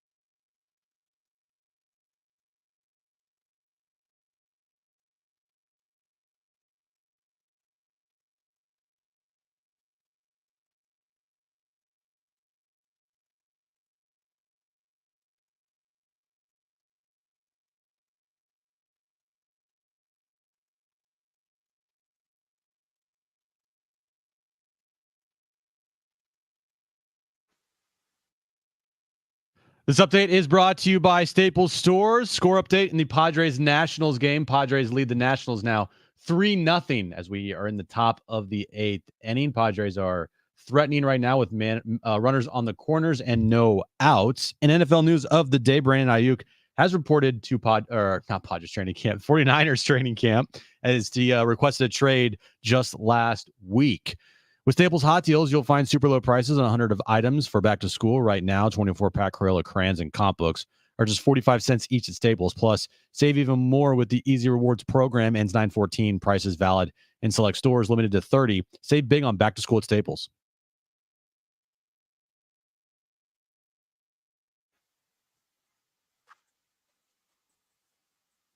All right, if you missed it earlier, our conversation with MLB Network Radio's Grant Paulson, who covers baseball from our nation's capital in D.C. We started the conversation, this is queued up for the first answer, right, Brent? We started the conversation asking about the state of the Padres and Nationals with a week to go into the trade deadline. Well, I mean, the Nationals, where I'm at here in D.C., getting ready to go over to the ballpark, are an ascending team, a rebuilding team. They're not good, and I think they'd be foolish to try to talk themselves into trying to hang around in the National League race while they're, with a handful of games of 500 and a handful of games of the wild card this year. They should sell as much as they can that's not bolted down. They've already traded reliever Hunter Harvey to Kansas City for the 39th overall pick in the draft that they just used this summer, and for the number 2 prospect in Kansas City system, now the number 6 prospect in their system, third baseman Caden Wallace. I'd expect that they're going to also trade Dylan Floro, their reliever, and their lead on base guy, Jesse Winker, an outfielder who's had a renaissance season this year. So that's almost a certainty that those two guys get moved. Then there's some questions about their back-to-back 2-time organizational player of the year, Lane Thomas, their starting right fielder, who's more of a platoon guy, I think, on a championship team, excellent against lefties, mediocre against righties, right-handed bat. And their closer, Kyle Finnegan, is one of the top 9th inning arms statistically in baseball this year, was an all-star. I think both of those guys could be traded, but because they're controllable beyond this year, both are probably going to take a pretty sweet package. The Padres obviously should be buyers. I mean, they're very much in the mix. They have a legitimate chance to not only make the playoffs, but maybe be a thorn in the side of some teams if they can make a move or two when they get there. I think the National League is pretty wide open. We saw the Diamondbacks last year go on their run. Before that, the Phillies, the Nationals, among others, have made pretty crazy runs that people didn't see coming. So I think you've got to try to get into the dance and without mortgaging your future, especially for a team that's invested so much over the last few years in being good at the big league level and giving up so much from the system.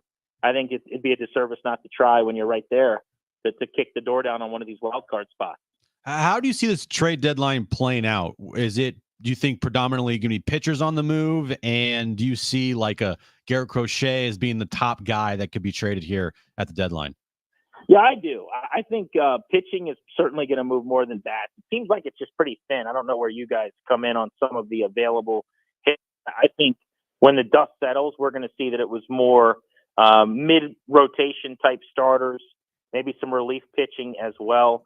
Look at like shortstop, there's nothing. Paul DeYoung is maybe the most likely guy to be moved. I would say the same maybe about first base, where Andrew Vaughn, same team, Chicago White Sox, comes to mind.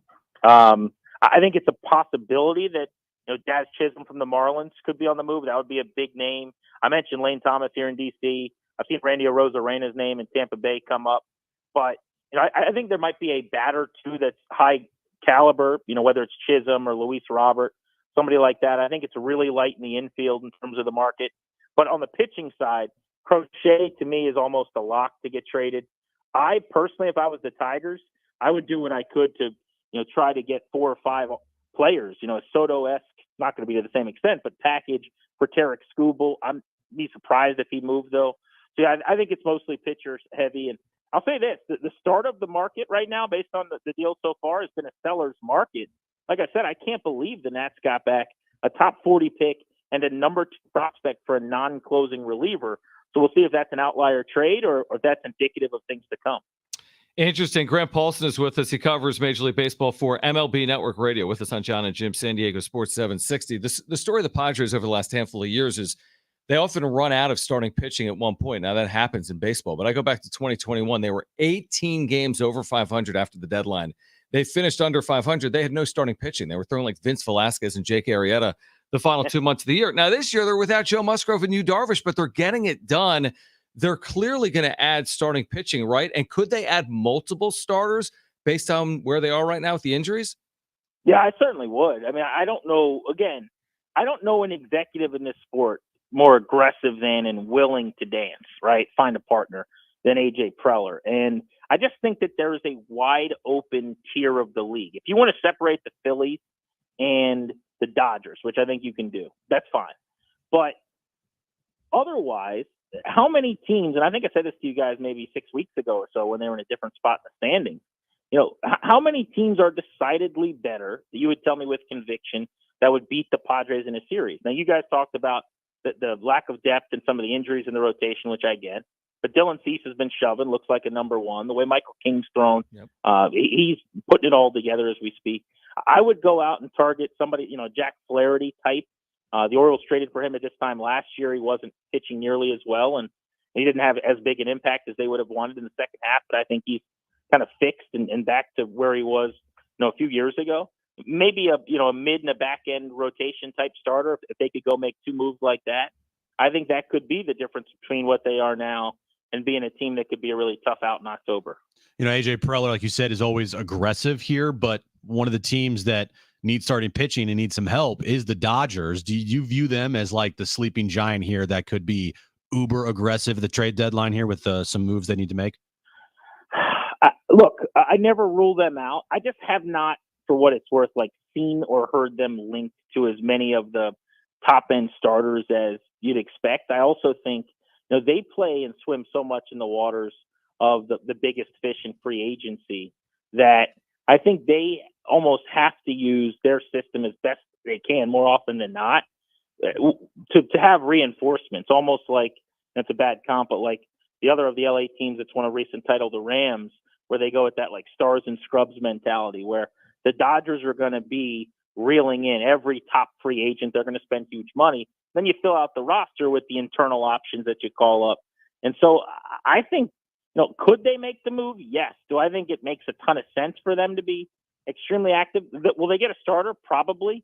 But I don't worry as much about them going and getting a horse, right? I think the landing spots are the teams that feel like, that they're loaded in the system that might be a player away. Like the Orioles, to me, if they don't make a trade for a high-end starter, like if Crochet or Skubal isn't right now being talked about with Mike Elias and Chris Getz, then what is going on? What are they even?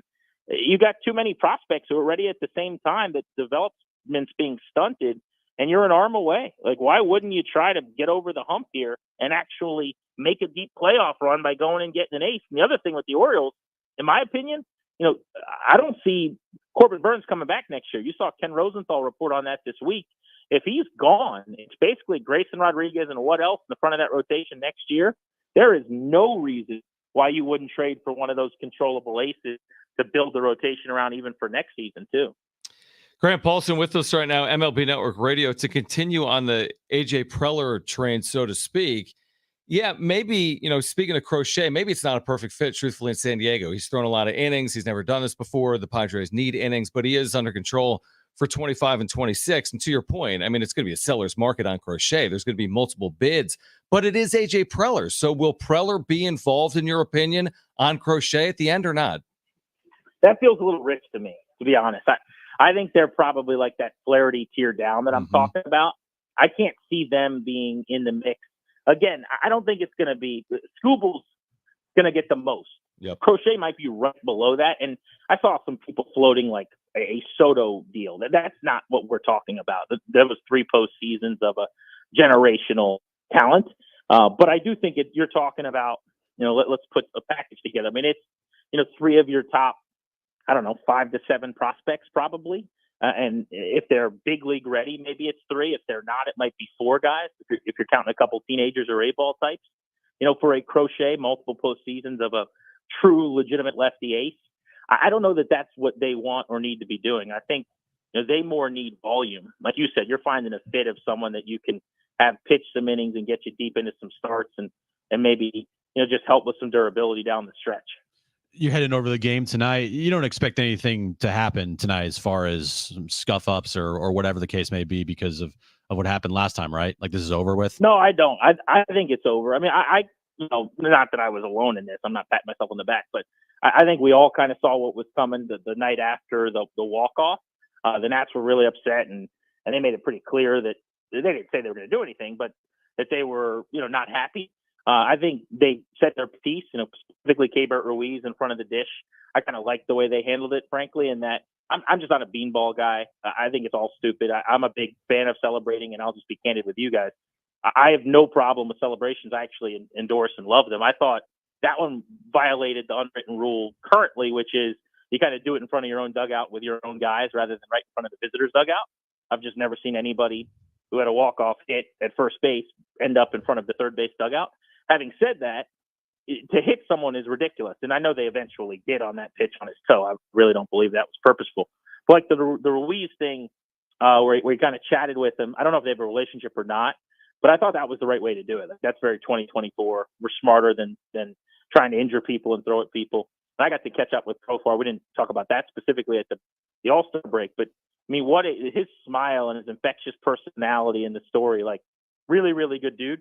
But I think that's behind them. I would be surprised if they're even thinking about it at all, that even happened. I will say it's fun. I don't know if you guys feel the same way at all in San Diego. Like that series where the Padres completely pantsed the Nationals and swept them and kind of embarrassed them in a lot of ways as they were trying to go back and forth. It did create a bit of a rivalry feeling here where based on not only the Soto deal, but then what happened, I think there was like some fun fan base to fan base animus. So people are juiced up for the series a little bit with the Nats coming in off sweeping the Reds, but the last time they were rolling, they played the Padres and their season got kind of derailed. So that's probably the extent of how much the Nats are thinking about it is let's make sure the same thing doesn't happen this time.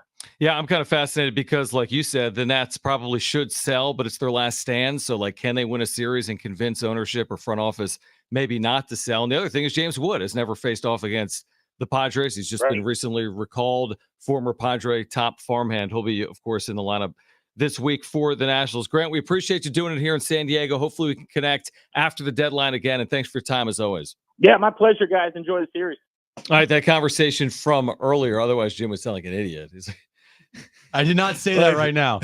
Yeah, like, hey, do you think I don't even know what you said, but it doesn't make sense with the game going on. But Grant Paulson, MLB Network Radio, with us earlier on Jon and Jim. All right, Jim's back page. That comes your way next.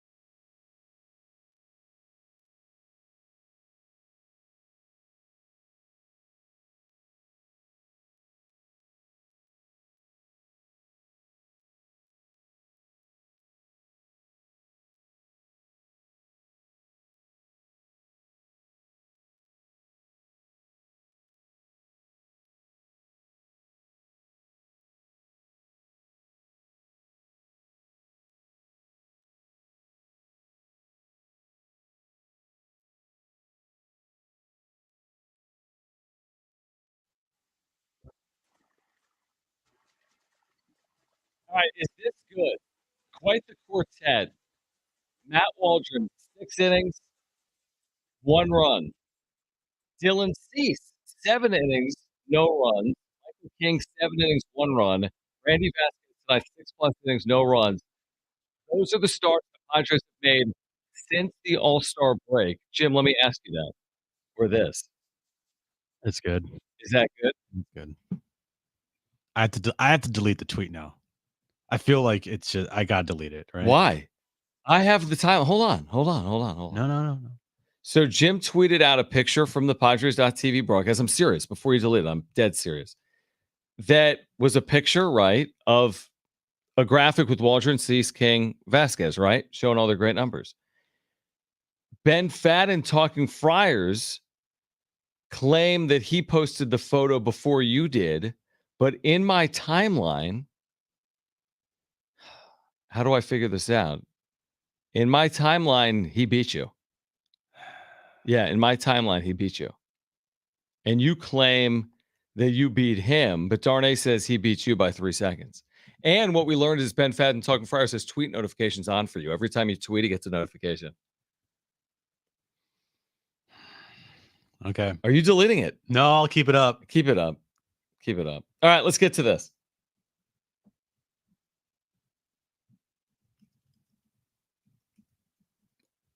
Let's get to this. You're in the wrong button, dude. Who did that? You did that. Dude, you are off your rocker. No, I didn't touch my control panel over here. Heel? In heel. You see me. I just told you 10 minutes ago, I have not left my seat this entire show. It definitely wasn't me. I didn't touch I this. think ever since Fadden came after this? you started like, I'm like, no. You're all ruffled. No. All right. I was like, wait, what? You are so flustered right now. I'm pretty flustered. The Hawk Tua girl. Yeah, I saw this. Is like, she's taking her 15 minutes of fame to like another level. It's getting kind of cringy. By kind of, I mean it's getting very cringy. She is selling trading cards of herself. I didn't see this. Well, what did you see? I saw that she had her first 5-figure endorsement deal when she reached 1 million Instagram followers. Yeah, and I saw she donated, like, she was selling T-shirts and stuff, and she donated like a bunch of it to charity. Well, that's nice. You said she was going to enjoy her 14 minutes of fame and give something back. She claimed. Oh wow. Haley Welch autographed, I guess like just cards of her, and it says "I love Pookie" from Haley, the Hawk Tua girl. Mm-hmm. She is selling cards now for $100 a pop. Would you buy? Would you buy a Hawk Tua Haley Welch autographed card with random inscriptions inserted for $99.99? No. How much money is she going to make? A good amount, probably. I mean, this video, John, it went super viral. It went beyond. Like, is it like a top 10 viral? It will be one of the top moment of the year viral. Yeah, definitely. Yeah. So, I mean, hey, if I don't blame her, honestly. Like, hey, you have one of the most viral clips. Monetize it. Yeah, I'm sure she probably. Right? Well, she has. She's gone on multiple podcasts. She was sitting like creator economy, right? Ringside at the Jake Paul fight recently. She was on, I think, the Impulsive podcast. She was on a Barstool podcast. Like, I wonder if it can be longer than 15 minutes of fame. Like, is the end game something more than that? I don't like. How long do you keep this level of relevancy? Weeks, months? I don't think it's until the next meme comes out. Yeah, I guess it's so. It's just like probably. the news cycle in a way. It's they'll talk about something until the next big thing pops up. This is sad news. The Wienermobile has crashed, John. Not ruining the Wienermobile, but pretty significant damage to the Wienermobile on a highway that had to get towed and recently had to get taken off the road. The Kogo report that was played on San Diego Sports 760 from Ted Garcia, I think, said the Wienermobile was shortened. Something like that. I laughed when he said it. It's okay. They have more than one. Right. It was actually the mini Wienermobile. It wasn't the full Wienermobile. It was the mini Wienermobile. It was a cocktail Wienermobile. Yeah, the cocktail wiener. I didn't even know they had that. Anyway, the Wienermobile off the road. It's the mini Wienermobile. So Okay. rip to that. Bath and Body Works, John, is selling Stranger Thing candles. I thought it went out of business. Well, yeah, but apparently That's why. they are having more things to sell from Bed Bath and Beyond. Does anything signify 2000 to 2010 more than the Bed Bath and Beyond flyers you get in the mail for 20% off? Like, that is the flyer of generation. I mean, seriously, every living American over a 10-year period received that. Every single one. Here are some of the Stranger Thing candles. Oh, you can get the Steve Scoops 3-wick candle. Head to Scoops Ahoy with the 3-wick candle that features scent notes of a vanilla ice cream, golden waffle cone, and parlor sprinkles. You can get 11's waffle 3-wick candle. Your house can smell like breakfast all day long with a candle inspired by 11's love of Eggo waffles with scent notes of frozen waffles, maple syrup, and maple butter or melted butter. You can get the Hoppers coffee. Mornings are for coffee scented candles and contemplation with notes roasted coffee grounds, tonka bean, and a splash of half and half. You can get the Hopper one should have just smelled like Marlboros and beer. I know. You can get Argyle pineapple pizza. One hot and fresh Surfer Boy pizza coming right up. This candle smells like baked pizza dough, juicy pineapple, and fresh basil. You can buy these for $29.95. Okay. By the way, all physical Is locations. that a lot for a candle? I don't buy candles. I think it's a good amount. That's average price. Average. Yeah. All physical stores at Bed Bath & Beyond closed, but the website reopened August 1st, 2023. So, are they getting a lot of doing, traffic? BedBathAndBeyond.com? Maybe. They're doing website stuff. Yeah. Okay. Yeah. Just 2 stories? 3. Name them. So we have Haley Welch, Hawk to a Girl. We have the Wienermobile, the mini Wienermobile taking a dive on the freeway. You're right. And we have Bath and Body Works. Right. Somehow still selling stuff online for Stranger Things. That's right. Scented candles. By the way, we've spent this entire show watching the Padres play the Nationals. And this game started, what, 2 hours ago? It's almost over. They've moved to the bottom of the 9th inning. It's only been 2 hours. The Nats have just 4 hits. They went the Estrada Suarez route with a 4-0 lead. I don't blame them. Coming off yesterday, this is the whole point of the off days. Skip starters, right? Skip that turn from Adam Azier and use high leverage pitchers. So yeah, traditionally maybe you would go to Suarez in a 3-run game or Estrada in a 3-run game. They haven't been pitching. They were off yesterday. It's the second half of the year. AJ Preller told the media this week it's a sprint. Use Robert Suarez. What are you saving him for? You didn't play yesterday. So I like it. Get the win, yeah, secure it, and start to the trip. Great start to your trip. 3-1. You couldn't ask for anything better after what happened on Friday night when you got blown out 7-0. Now it was you could say the game was close till the 7th inning and then 8th inning, and then you, for some reason, put Stephen Kolek in there in a 1-run game, and it completely blew up on you. But for 4 games and 7 innings, you've played really good baseball. Or 3 games. 3 games and 7 innings, yeah. You're right. But if you go 3-1 to start this trip, you move 3 games over 500. If the Padres played the Nats for 162 games, I don't think they're a 500 team. There'd be a team that would break the all-time wins record for baseball. They've now, again, there's 2 more games in the series, and baseball has a funny way of playing tricks on you. But so far, so good this year against the Washington Nationals. Game 2 of the series tomorrow afternoon. Game 3 is Thursday. Dude. Yeah. They can hold on to 2 points. And right when our show. Right now. Yeah. 4-0. All right, 4-0 Padres in the bottom of the 9th inning. Join us tonight for a wrap-up show, 9:30 Pacific on YouTube. The Padres wrap-up show. Please subscribe. We're there for you all year, in season, out of season wrap-up show. All right, if you missed anything today, sportsfc.com, iHeartRadio app, iTunes, TuneIn Radio, or Spotify. Find us on social media at Jon and Jim. That's JONANDJIM. We're back tomorrow with 3 for Brent and Jim on John. Keep it here at San Diego Sports 760.